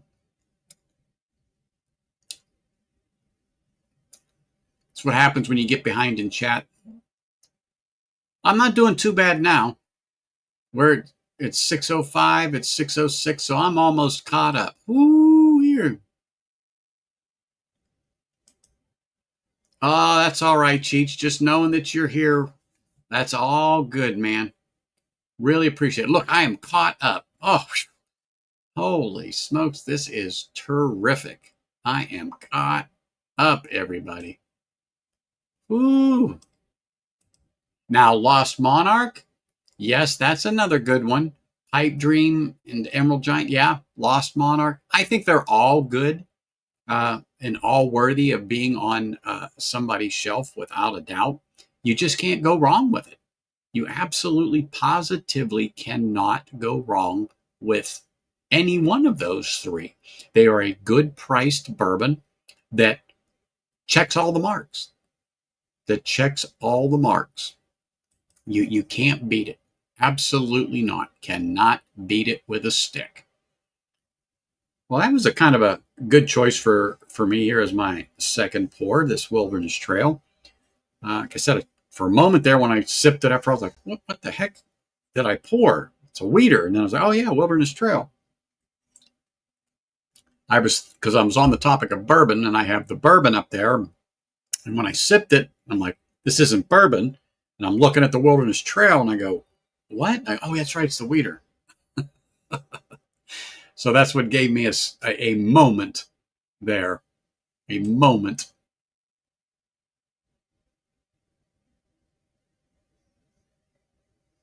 Yeah, here it's about $34.99 still on the bottle, but you know what? I still at $34 would buy it. At 26, it'd be a buy all day long. At 26 bucks, if it was 26 bucks here, because I think when I bought those three, they were around. I don't think they were 30 bucks out the door with tax, so they were about the same price. But that was a couple of years ago. But for that to only go up about 10 bucks just for the sake of argument with tax here in Vegas, JD, yeah, I don't think that's outrageous price for those bottles here in Vegas. But 26 is definitely where you are. It's a buy all day long as an absolute recommended bottle. Absolutely any of the three, really, but absolutely recommended. Yes. Yes.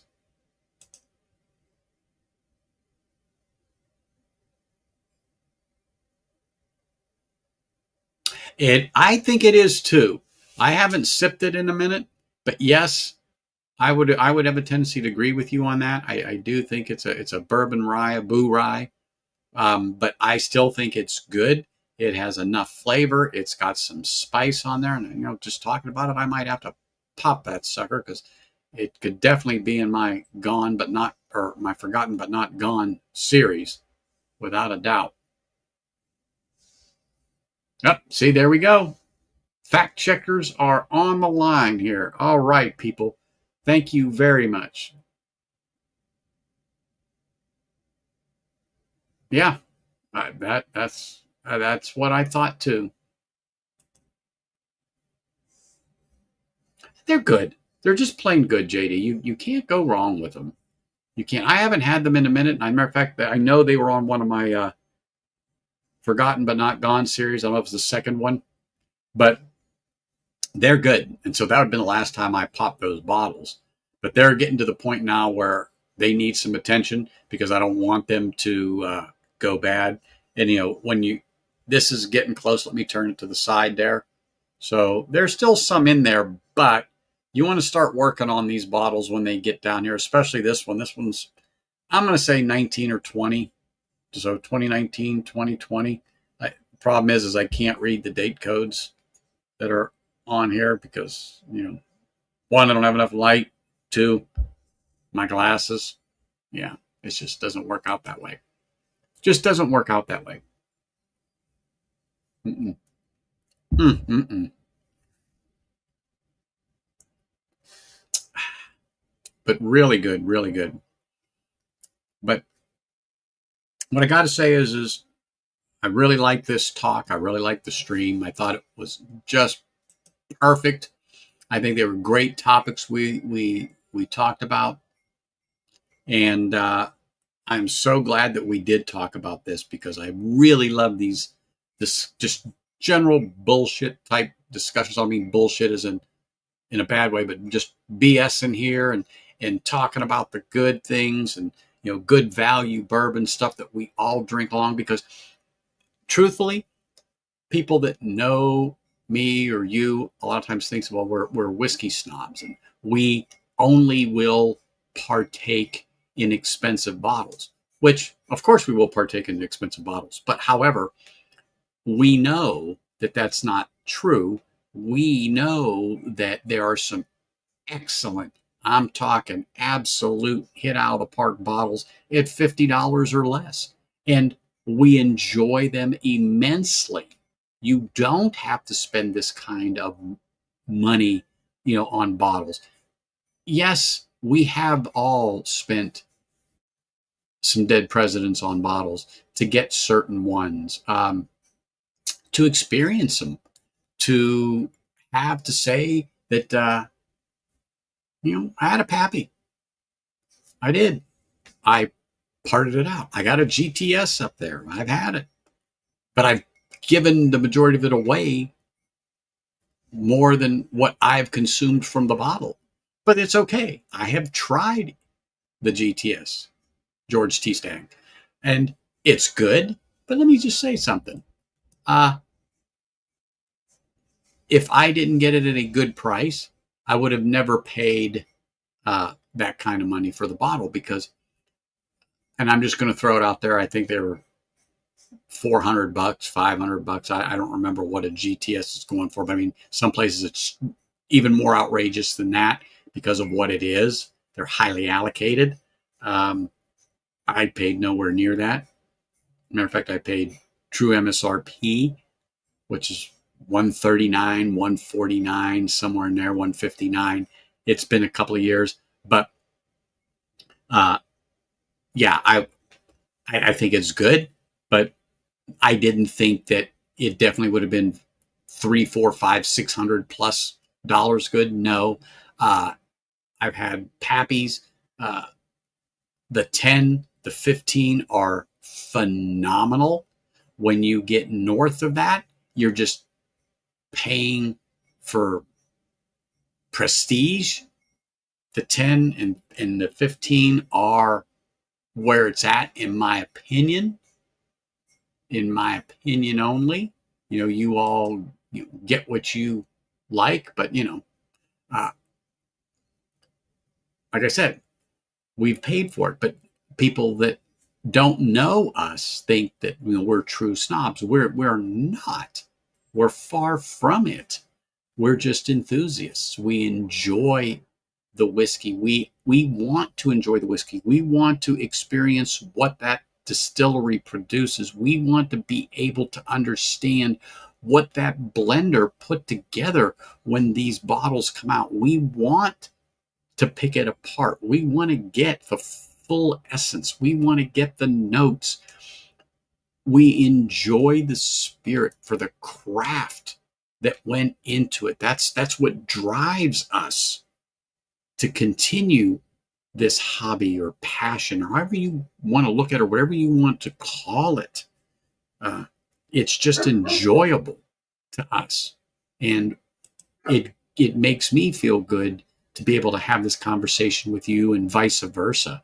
to have this dialogue. I enjoy this, and I think this was a great stream. It's great chat. Truthfully, it's wonderful.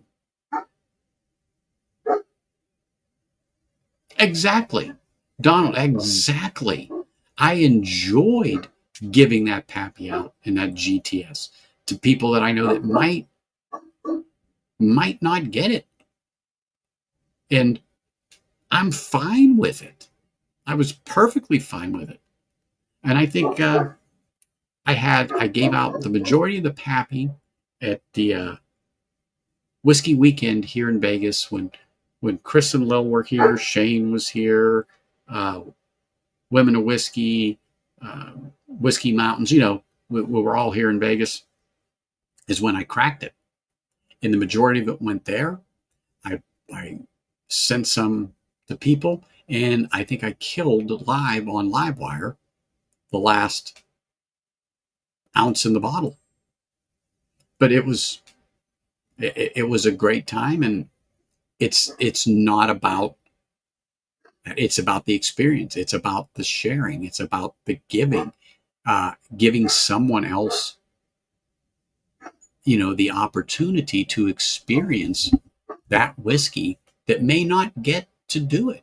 One, because they couldn't afford it, and nothing against that. You can afford what you can afford, and that's it. Or somebody that just really wants to try it. So, there you go. I'm like you. It's great to be able to do that.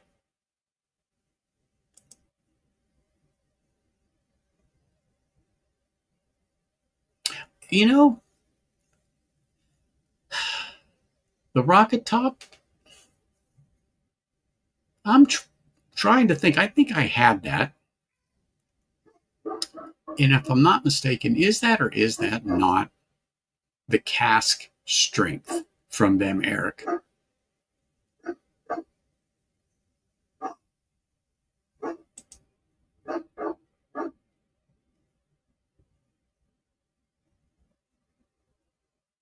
Eric, I'm telling you, absolutely correct. Absolutely correct. Absolutely correct. Matter of fact, I've had more whiskey this week just today. I don't think I've had an ounce total, but I've had 2 little pours since I've been sitting here talking to you guys. But this is mostly when I will have a pour. Sometimes on a Friday night after work or something like that. I might more over the weekend, but most of the time it's just Sunday. Sitting here with you guys, chatting.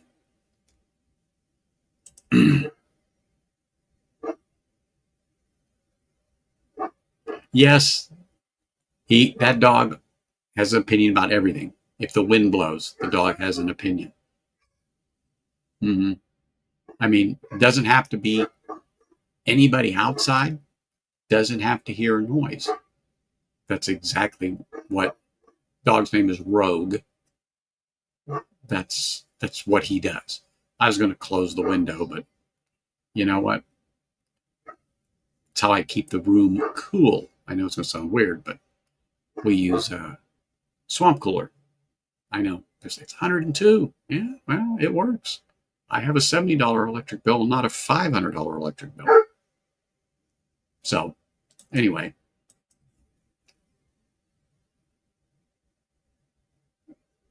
Yes. Okay. Well, you know what? Get that meal, but I appreciate you still being here, Mr. Mom. Appreciate you. Oh, here we go. Northwest Bourbon. Cheers, brother. Appreciate you being here. Thank you very much. Let me raise my glass to you. Got a little Wilderness Trail weeded in here. Cheers to you, and thank you for your service, sir. Appreciate you. Mm-mm-mm. Mm-mm-mm. Wow. Truthfully, that was good. I have not had a little Wilderness Trail in a minute. So now that you people have got me on the higher proof, let me get something else. And hold on here. Oh, I'm sorry, little girl. I thought you took off. I didn't realize the dog was still behind me. You just stay right there. Don't you move. You just stay right there. Now I just got to find it. Give me just a second because I moved it. Is that one open? No. Where is it? Where is it? Where is it? Okay, this is one of them, but I didn't. I thought I put it up there. Do, do, do, do. Oh my gosh, Rub. Let's see. Oh, come on. There's this one. Where in the heck? Give me a minute. I'm going to stand up here. That's a Bourbon. What's that? Where in the... Aha!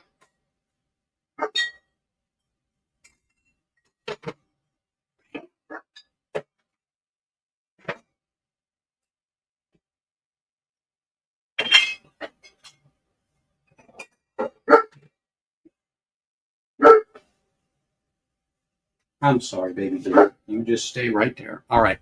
I'm going to let you all pick this. So, this is a private barrel coming in at 60.35 7-year MGP from Smoke Wagon right here. This came from Las Palomas Liquors here in Las Vegas. So there's this one. Or, since I mentioned that I haven't had much out of it, GTS.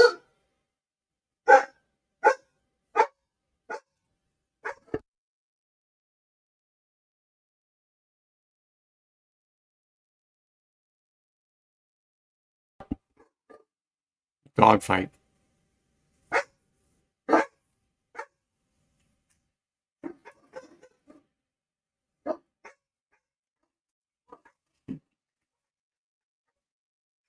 Close the window a bit. But which one? Should I go with the Smoke Wagon or should I go with the GTS? No, they are next door neighbors. My dog was behind me. She went out into the next room.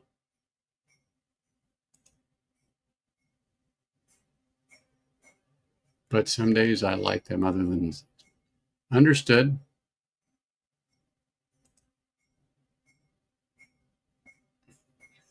So everyone says Stag. Everyone's GTS. So I got two.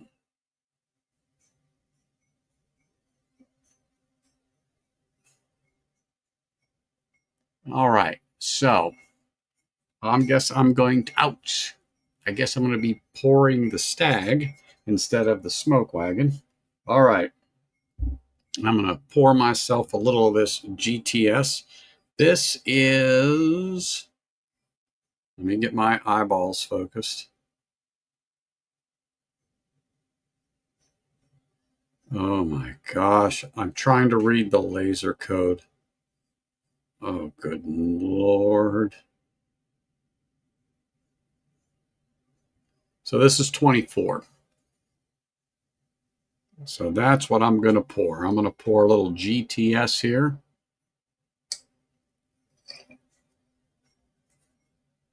Need updated notes. Hey, Tom. Cheers, man. Appreciate you being here. Thank you very much for popping in, saying hello.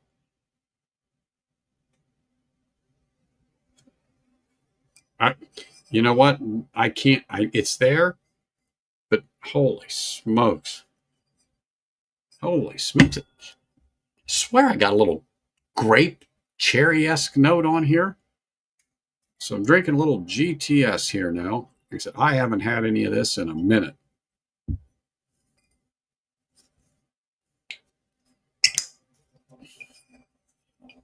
coming in at 138.7. 138.7. All right. So, cheers, everybody. Appreciate you all being here. Thank you very much for your support. It's been great, that's for darn sure.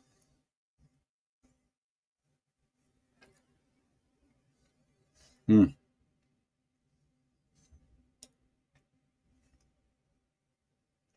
definitely know you're drinking a higher proof whiskey.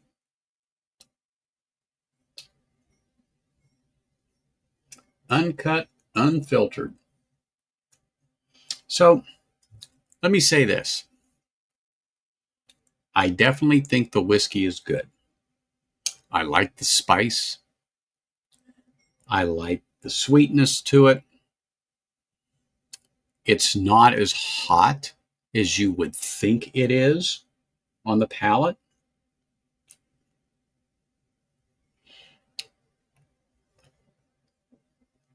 Hey, Corvette Trey, cheers.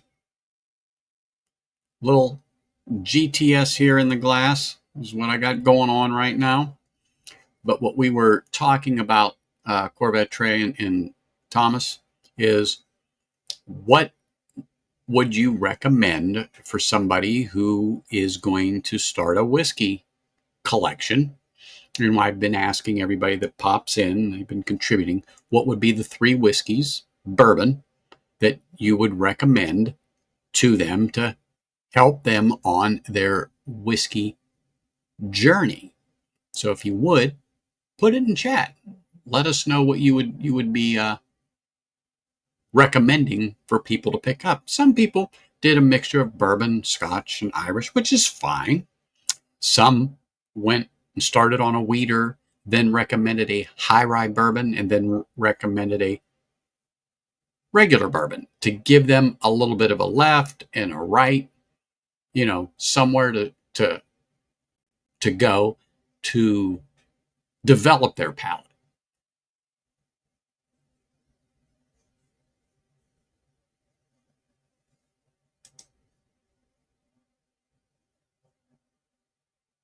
There you go.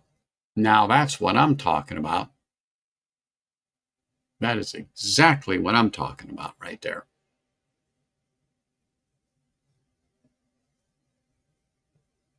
But it's kind of interesting getting that graham cracker note on the nose.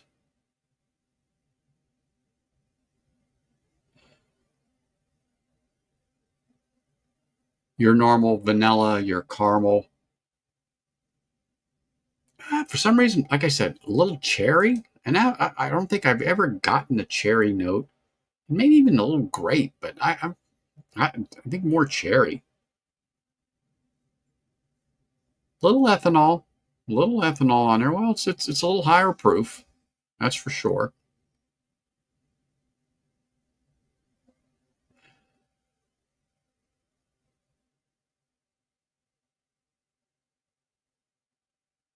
I enjoy the notes off of it.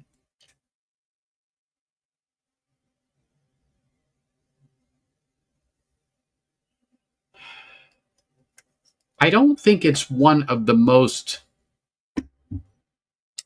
powerful noses, if that makes sense to everybody here. I think there are other whiskeys that have more of a bouquet, a nosing, than the GTS does. You get more out of it. Oh, I love this because no one recommended one of these, but maybe because in some areas it's very expensive. But let me highlight this. So, whoops.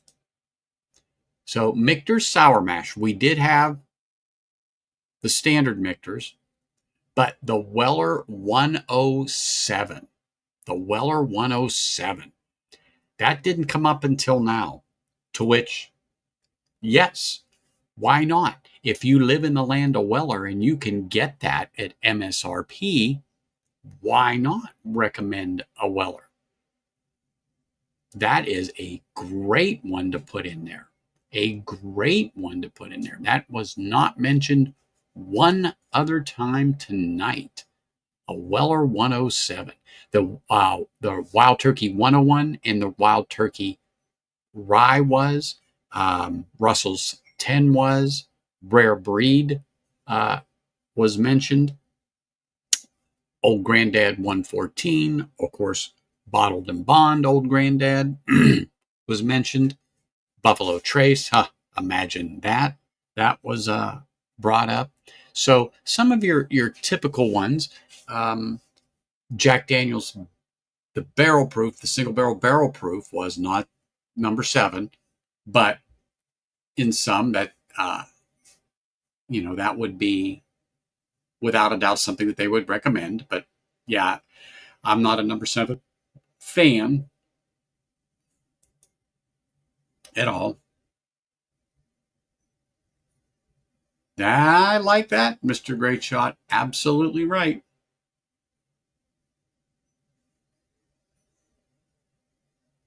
Oh, yeah. Yeah.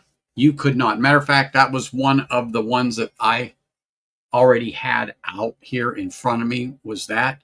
And then, of course, this came up. That was already out in front of me. I mean, and then you can't forget this one. You can't forget this one. Because most people would discount that. Most people are going to discount this one. You can't. You just can't do it. Not at the money. It's such a great, great value for the money. And it's consistently good. 100 proof bourbon, bottled and bond, Old Granddad. Consistently good every time. Well, I know you're not a fan of Weller. Some are, some aren't. It's just how that goes, and that's okay. And that's just it. There's so many out there at a great price. And it is hard sometimes to come up with a couple, but we'll go. Four Roses only came up one other time, and you're the second person, but you're right. For that money, at less than that, and for some people starting out, they may go, ooh, $50. I don't know. Because at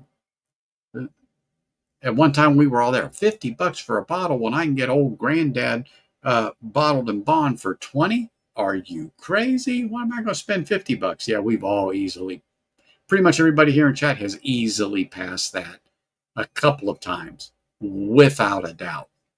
Without a doubt, we have blown past that. Yeah, we have blown past that without a doubt a few times.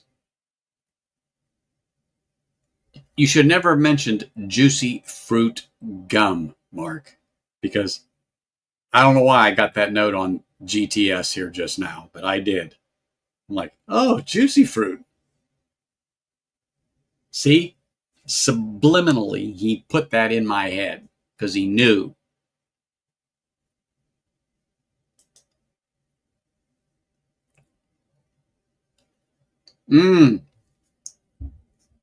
Nobody mentioned Green River either. Wow, I am surprised. You know what? I'm surprised Marty didn't mention Green River, but nobody mentioned Green River. You are the first to mention Green River for a great bottle. And I think it is too. I think it's a great bottle for the price of it. I do. I think it's, sorry about that. I think it's a great bottle for the price.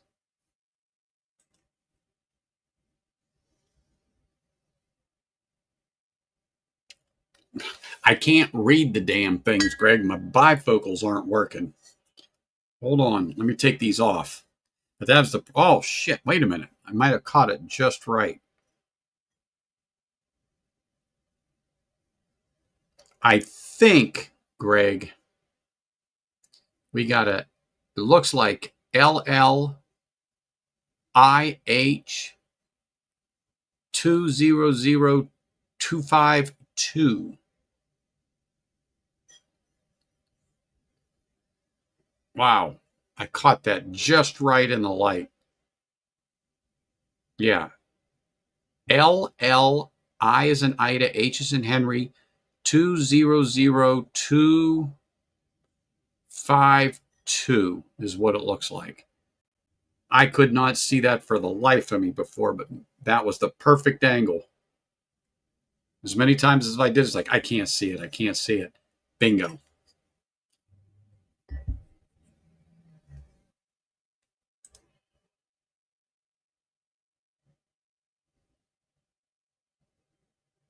I have not tried any of those Origin series. There's a few here. They are now being distributed again here in Nevada. They moved out of Las Vegas for a while until they got a new distributor. So I think the last time I picked up something from the Discovery series was six or I don't. I think I got the six. The seven was horrid, or the six was horrid. The five was horrid. I know that, but I got that. But I forget which one I left off on because they weren't here anymore. But the five jaded me for sure. Yeah, I thought it was. I said it was either a 19 or 20. I couldn't remember. But okay, that's a 2020 bottle. That's what I thought. That's what I thought. I think I got this pandemic time. I think it was. I couldn't remember it was summer or whatever, but I knew it was right around that time that I had picked that one up because they weren't even on the shelf for a while. They were flying off the shelf like nobody's business.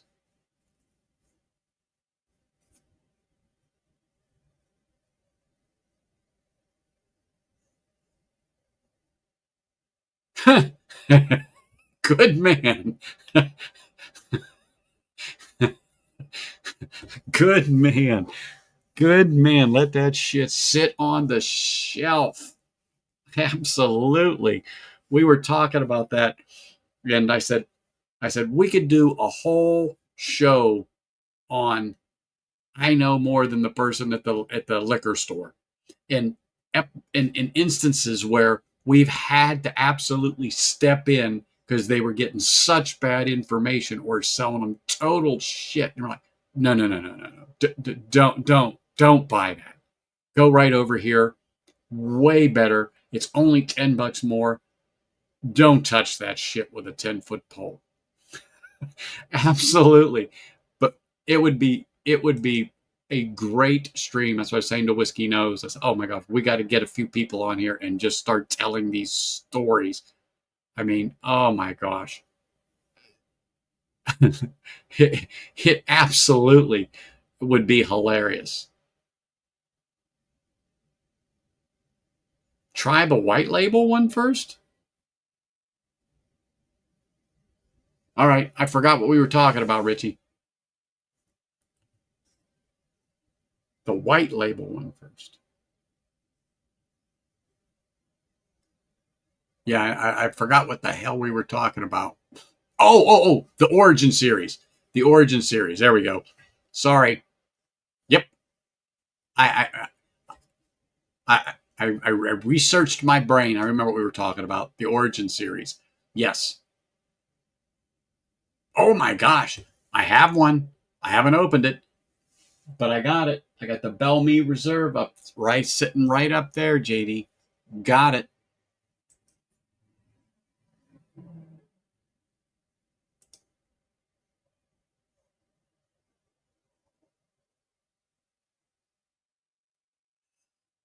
I was a fan. I was a Bardstown fanboy. Back before ADHD whiskey, you know, um, became a well-known celebrity for them, and but is their world's top whiskey taster. But I just like Bardstown. I like what they were doing, even when they were getting distillate from others and combining it with theirs in their Discovery series and their Fusion series.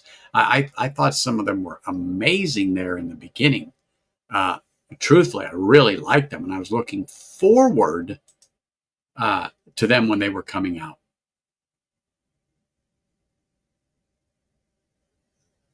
Oh yeah, I think they all do it. But we talked about this earlier too. When you have a rapport with some of the people that work in these bottle shops, and you can have the discussions that we have here, we get in depth, we talk about things, and really break them down when we're talking about whiskeys. And you have somebody that understands your palate back and forth at these stores. That's why I go to certain ones, but I only will talk to certain people. I mean, I talk to the other ones, I'm cordial, but yeah, I hear them talk and I'll say, oh, yeah, they don't know shit. They don't know shit. And I'll say that to the people that I know there. I go, you got to stop them. I mean, they're giving bullshit advice. But again, taste is subjective. What we think is crap, they might like that they recommended because, well, I'd say they don't know. But right now, where they are on their journey, that might be a good whiskey to them. So that's all I gotta say. But you're right. It would be funny, but we could do a hell of a show on one of them. I think, really, truthfully.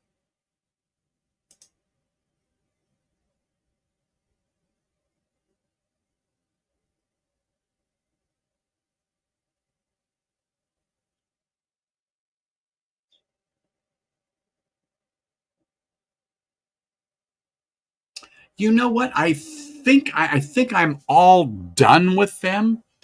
And if I still do, I would have to look. Um, but they'd be up on top here. But I think I am all done. But hold on, let me just look. Well, I've got some Octomore. I've got yeah, I've got Octomore 14.1. I've got Octomore 13.2 at my fingertips, but we're not going to go there. Springbank 11. I'd love to go down there, that's for sure. Glenfarclas 25, London edition. That was a pandemic release for the food workers in London. I was lucky enough to get a little taste of that. That was really nice. Uh, E.H. Taylor Barrel Proof Batch 11. That was from Storytime. Let me see.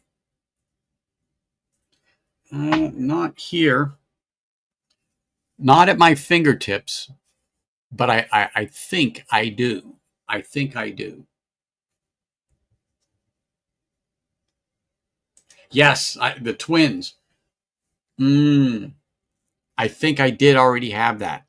I think I did already have that, without a doubt. I think I did already have that, and I think I have consumed them already.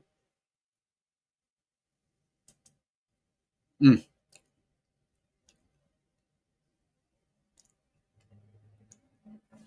But what I was saying about the GTS, I think it's good bourbon. I really do.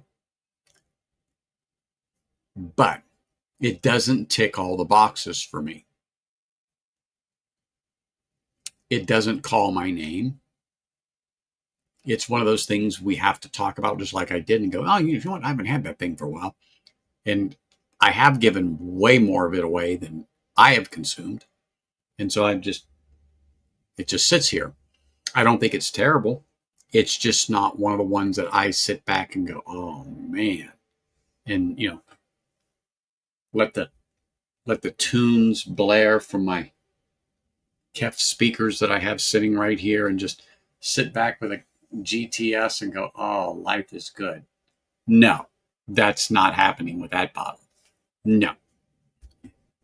I could do it with this bottle and sit back and go, oh, yes.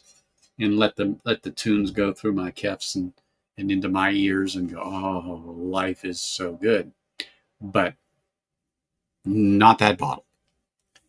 That bottle just doesn't do that for me. I'm glad I got it. I got the experience. Um, yeah, it just doesn't Just doesn't do that for me.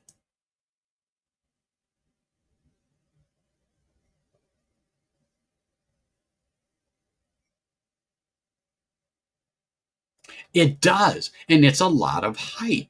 And I agree with you. It's not the most balanced, and I don't think it's hot by any means. I just don't think it's flavor packed. It's not. It has a funk to it, and I'm going to call it that. It has a funk to it, and it's not off-putting by any means. Um, I know that comes from the barrel. It's oaky, which is fine. I expect that from 15 years or so in a barrel, but it's just not. It just doesn't tick those boxes for me. It just doesn't do it, and so I don't think I'll get another one. And like I said, it's not bad, but it's just not. I can't get into it like I can others. Okay, the Tale of Ice Cream, The Tale of Cake, Tale of the Forest by Glenmorangie. I could, I could get. Oh, here you go. You decide to come back? Okay, dog's back. I can sit down with those and I can just zen and sip on those.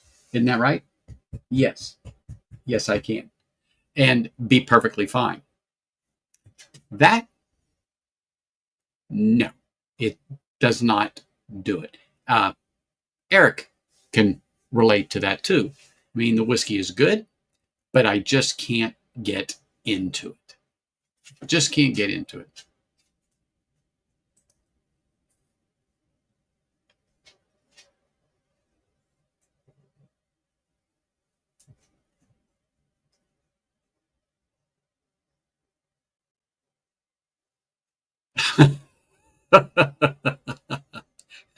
Okay, Sean, I did not know that about you.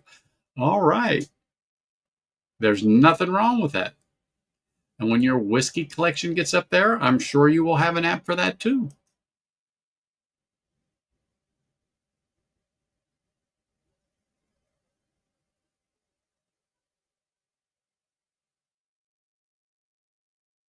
And you know what? Okay. And two, we talked about the FOMO stuff. Okay. Boy, I have this opportunity to get a GTS at a good price compared to what they're going for.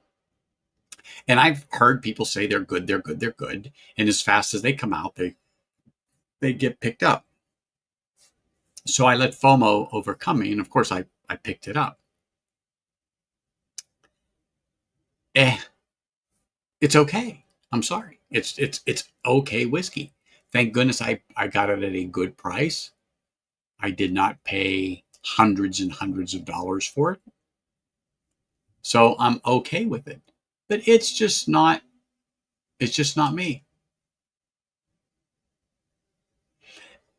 And you know what? Maybe that was a bit of an influence for you then, because jumping from the Scotch and going right into that was like going right off the high dive head first.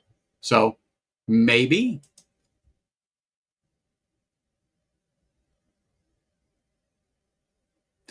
And I think that's what Richie was indicating, that sometimes the proof on those are a little hot, or it's what he calls, they're not balanced. Proof to flavor, the heat to it. And that's like the Blue Label Old Forester picks for me. They start off great for the first second, and then it turns into hot garbage for me. And I've had more than one, and it just turns into hot garbage. I just don't enjoy them. I just don't enjoy them at all.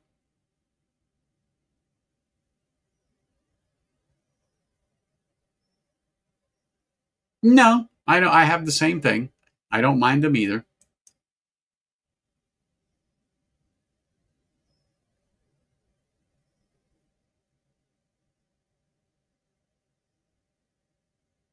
And you know what? Some people don't. They're real big in onto the hype and everything else. But you know what?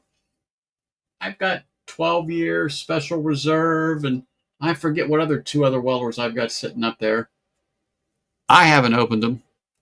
I've tried, you know, Wellers, and it's good. Eh. So it sits. That's it. And I think one, if not two, of the other ones, they're foolproof picks. Eh.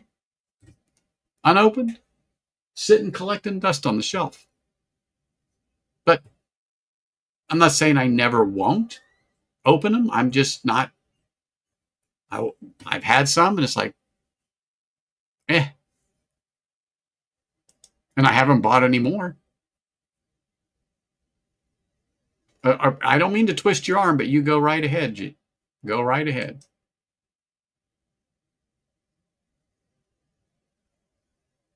No better spot. You're absolutely right, Mark. No better spot.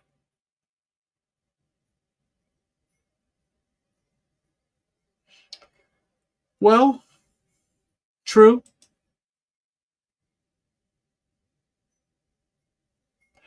Like I said, you might be right on that. Maybe that one would benefit over a big round ice ball. I don't know. The GTS? Maybe. Maybe. I don't have my distilled water here, but maybe a couple of drops of water would help. And you know what? That's a good call. Damn it, I never thought of that. And you know what's funny, John? I've got 1, 2, 3, 4 Bookers still sitting up there unopened because of the same way. But first of all, I thought the price for them were getting way out of hand. What they were selling the little books for. And I forget what those other books are, like Boston Batch, Baked Bean, Grandma's Rocking Chair, whatever the hell they called them back then. But again, it got pushed up there, and it's like, eh. I had the lumberjack, and thank goodness I got a sip of that. I think it was the lumberjack. I did not enjoy that at all. I did not enjoy the lumberjack. And I'm like, and a lot of people raved about it. Oh, it's so good. It's so good. It's so good. So I was lucky enough to get a taste of it. And I even said, thank goodness I got a taste of that, because I was close to buying a bottle of that lumberjack, and I thought it was shit. Not literally shit, but it didn't work for me. It did not work for me.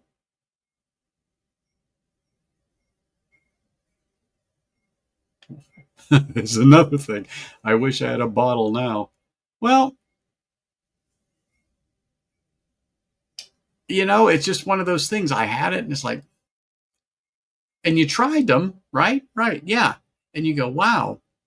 And then for some reason, they just kind of, besides the price started to get ridiculous. But, if you're in the land of Weller like Ohio, it's like buying bottled water. It's inexpensive.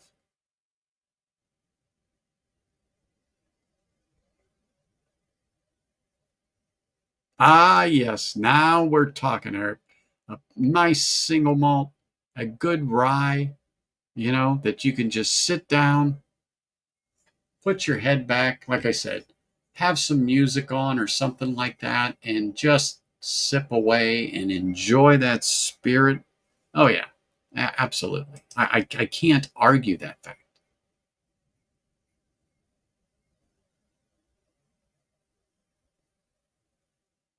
Now, that's the other thing that I've heard people talk about, Corvette Trey, is, bump up that proof a little bit. Let's see what you can do. Let's see. And that Weller 12 was one of the ones that I've heard mentioned that knock that proof up a bit more. Let's see what's in there. Let's see what that's like at a little higher proof. And maybe you're going to have something. Oh yeah, I agree. Now 107, that's, I think, one of the better ones that they have. Really.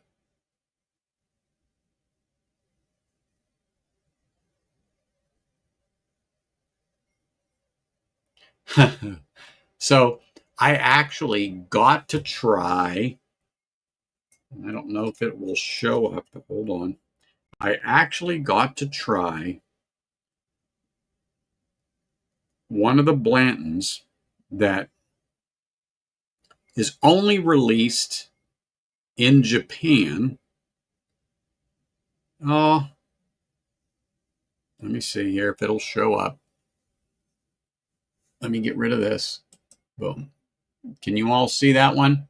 It's a Japanese only release. I got to try that about a week and a half ago, 2 weeks ago. I think I sent it to you, Eric. But uh, wow, this thing was pretty good. Dumped on 9/4/24,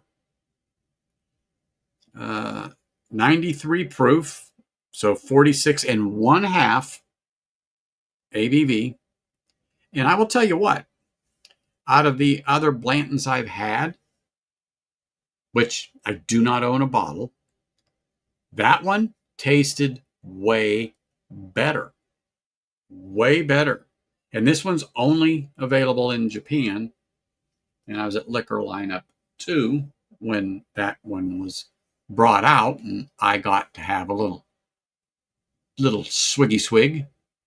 And I was like, ooh. I said, I'm usually not a fan of that, but I said, this one is pretty good.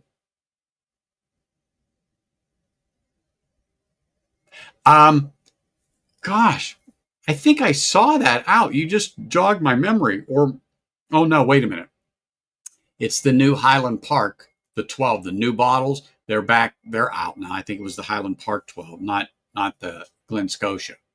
But I could be wrong. Yeah, you know, you either are or you aren't on those Wellers. You either are or you aren't.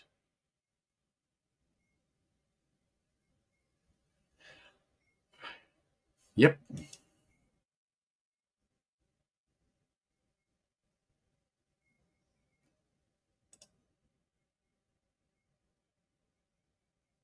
You know, I was close, but I have lost about 14, and I don't know why. Who knows? And then everyone's telling me they've been having problems with YouTube and their subs here and there. Scotch Down Under, I think, was talking about it. A couple other huge whiskey tubers, excuse me, YouTubers, not whiskey tubers, were talking about YouTube fooling around with certain things on their algorithms and, of course, their sub counts. And, you know, but who knows? It may not be YouTube, it may be just losing, but usually I don't lose that many at once. I find it unusual, but hey, it is what it is.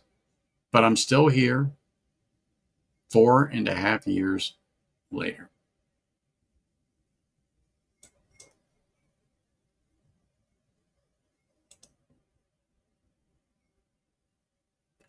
The baked bean grandma's rocking chair is phenomenal. You know, I don't know about them bookers. They got some crazy names and so on and so forth, but I don't know what those three are up there. I got a little book, and I think that's 2021 little book. I think that's what it is. It's 2020. Yeah, 2021. I can make it out.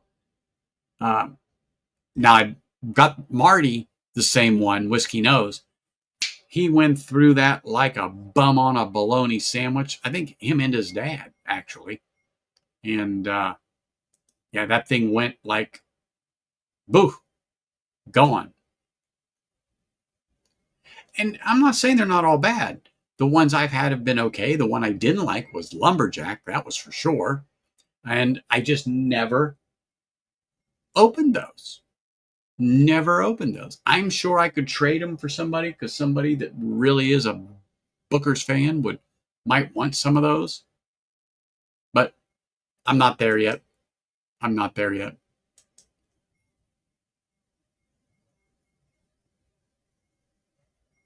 Um, The 107, everyone tells me is good, and I've had some of that, and I've liked that better than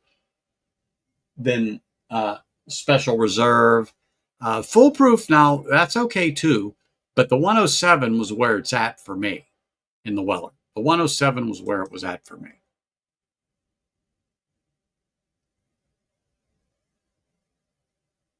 Oh, great shot. Yes.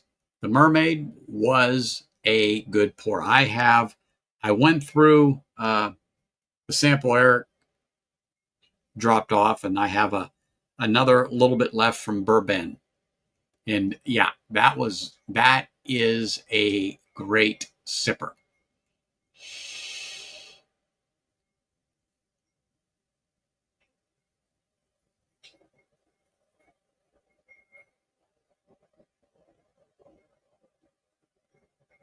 Yeah, yeah. And you know it's funny, John, when I lived in Youngstown, I never even thought of Wellers. Never even give it a thought, wasn't even on the radar.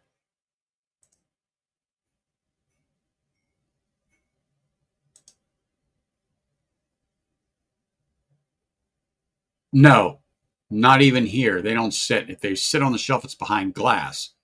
But yeah, they're not even on the shelf here. They just don't show up here. They just don't show up here.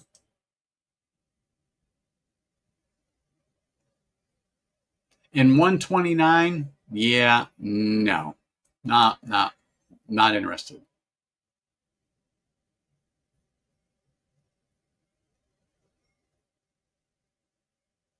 Well, I appreciate you. And one day I'll get up there.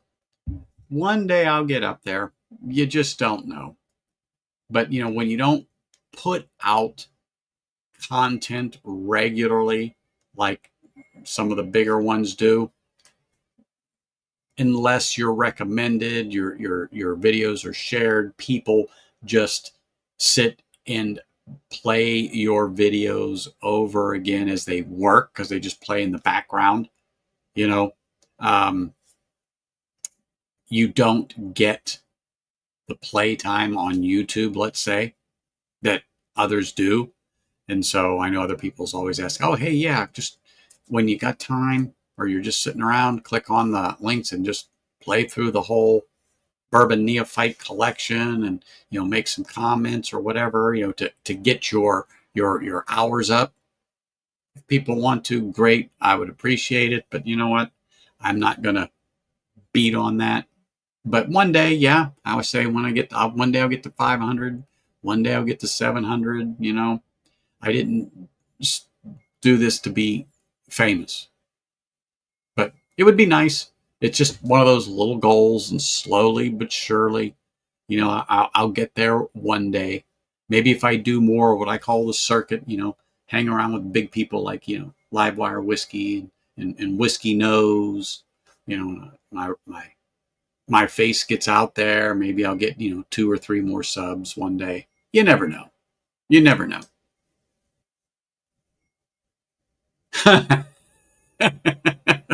They probably were. They probably were, Sean. They realize I speak the truth about their vile whiskey. That's for sure. Ugh. But I get to 500, I'll drink a little Long Branch. I get to 1,000, I might drink a half an ounce of Long Branch. Might. But that's why I always say, a couple of weeks ago, I don't know how, but I got the wrong banner, and one of the banners that would say, and it was a joke, but if I get 100 likes, I'll drink some Long Branch. Yeah, that isn't happening. 100 likes, just not happening. Not happening. But I had that, so I'll drink some Long Branch. And I forget what I made that for as a lark. And I don't remember if I got to 100 now. It's been a minute. But I know I got over 50 one time from just a normal show. We were busy one night, and there was at least that in the chat. I mean, now I hover 30, 40 right in there. But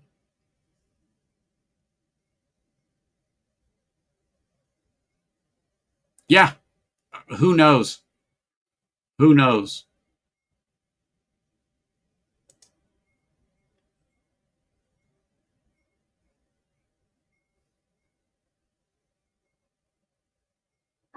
And you know what, Eric? That is a good analogy. Yes, I was not. I always say I wasn't into Bookers, but the ones I've tried were good. Just like but because they were on the shelf and I knew they were popular and they were still under $100, I picked them up.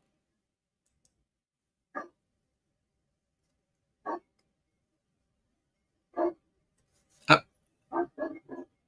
Cheers, man. I appreciate you all. I honestly do. I just love sitting here bullshitting about whiskey and whatever, and especially today's topic. It was a good topic. It was a good discussion. It still is.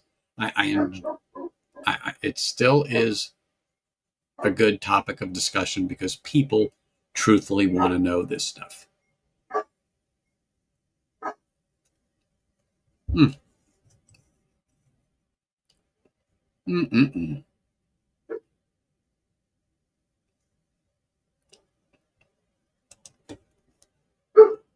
Woo.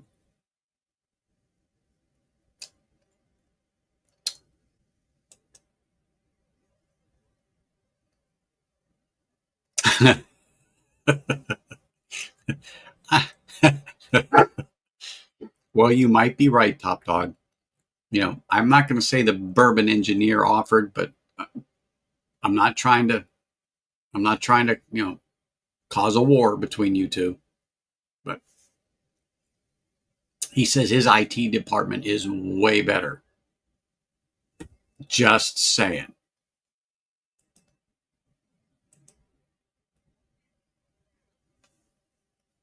Hold on, I'm checking. I don't know why you just don't text me sometimes. Hold on. Oh, sorry. Got to get out of that. IG. Okay, here it comes. That's one thing I actually have to be told sometimes to get in there and check.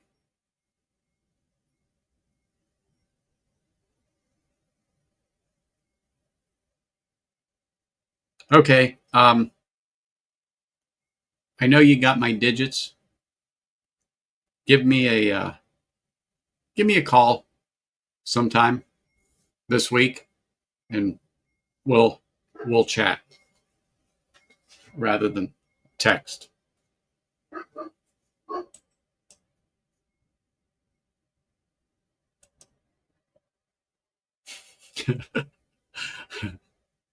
Uh,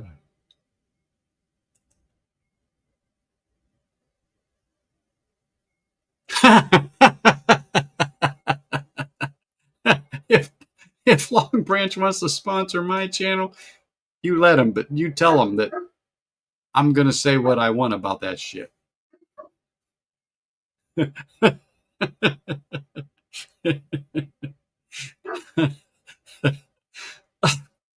God, I guess everybody knows how I feel about Long Branch. Crap. Profitable? uh, oh goodness. Oh my gosh, that's funny. Thanks, man.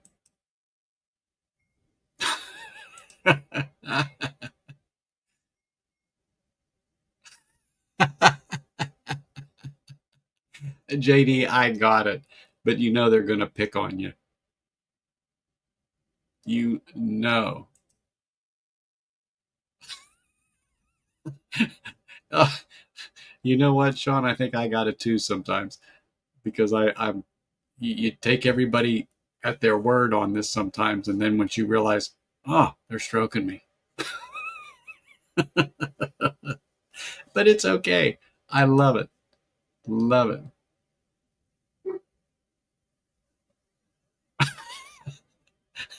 Well, wait a minute.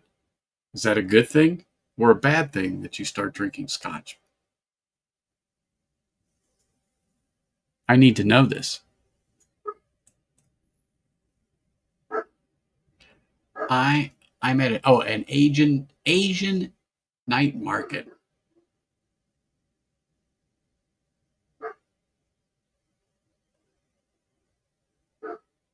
Decisions. And that's not what you started out there for.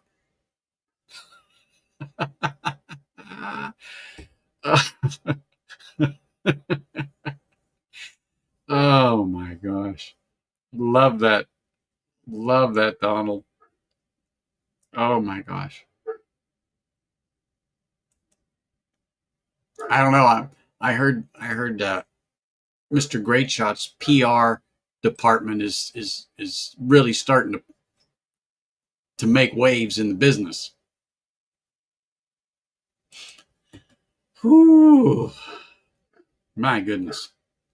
It's 7:15. Are you shitting me? Oh my gosh. Time flies when you're having fun, people. This honestly, I didn't realize it was 7:15. I thought it was 6:30ish. That's the first time I've looked. And you know what's funny? I got a big ass freaking clock sitting in front of me. I mean, boom. And I'm not even paying attention. And it's always the right time. And I never look at it, but I put it here so I can know what time it is and track the time I'm streaming. And I don't even pay attention to it because we get to talking and jabbing. It's like, oh my gosh. Oh my gosh. But anyway, well, I am going to wrap it up because I think I've been just occupying y'all's time way too much. But I appreciate everyone being here. I am so glad we had this conversation. I think it was a great topic. I enjoyed this discussion thoroughly. And as a programming note, is that since the holiday weekend is fast approaching, just so people know that for our Labor Day holiday weekend, I will not be streaming that Sunday. I will be with Dad and just relaxing and for a few days down in Yuma, visiting the parents. So I can just tell you now that weekend I will not be streaming. My feet will be up, relaxing, and doing nothing. So next Sunday, I shall see you all. Hope you have a great week, everybody. Cheers. See you then.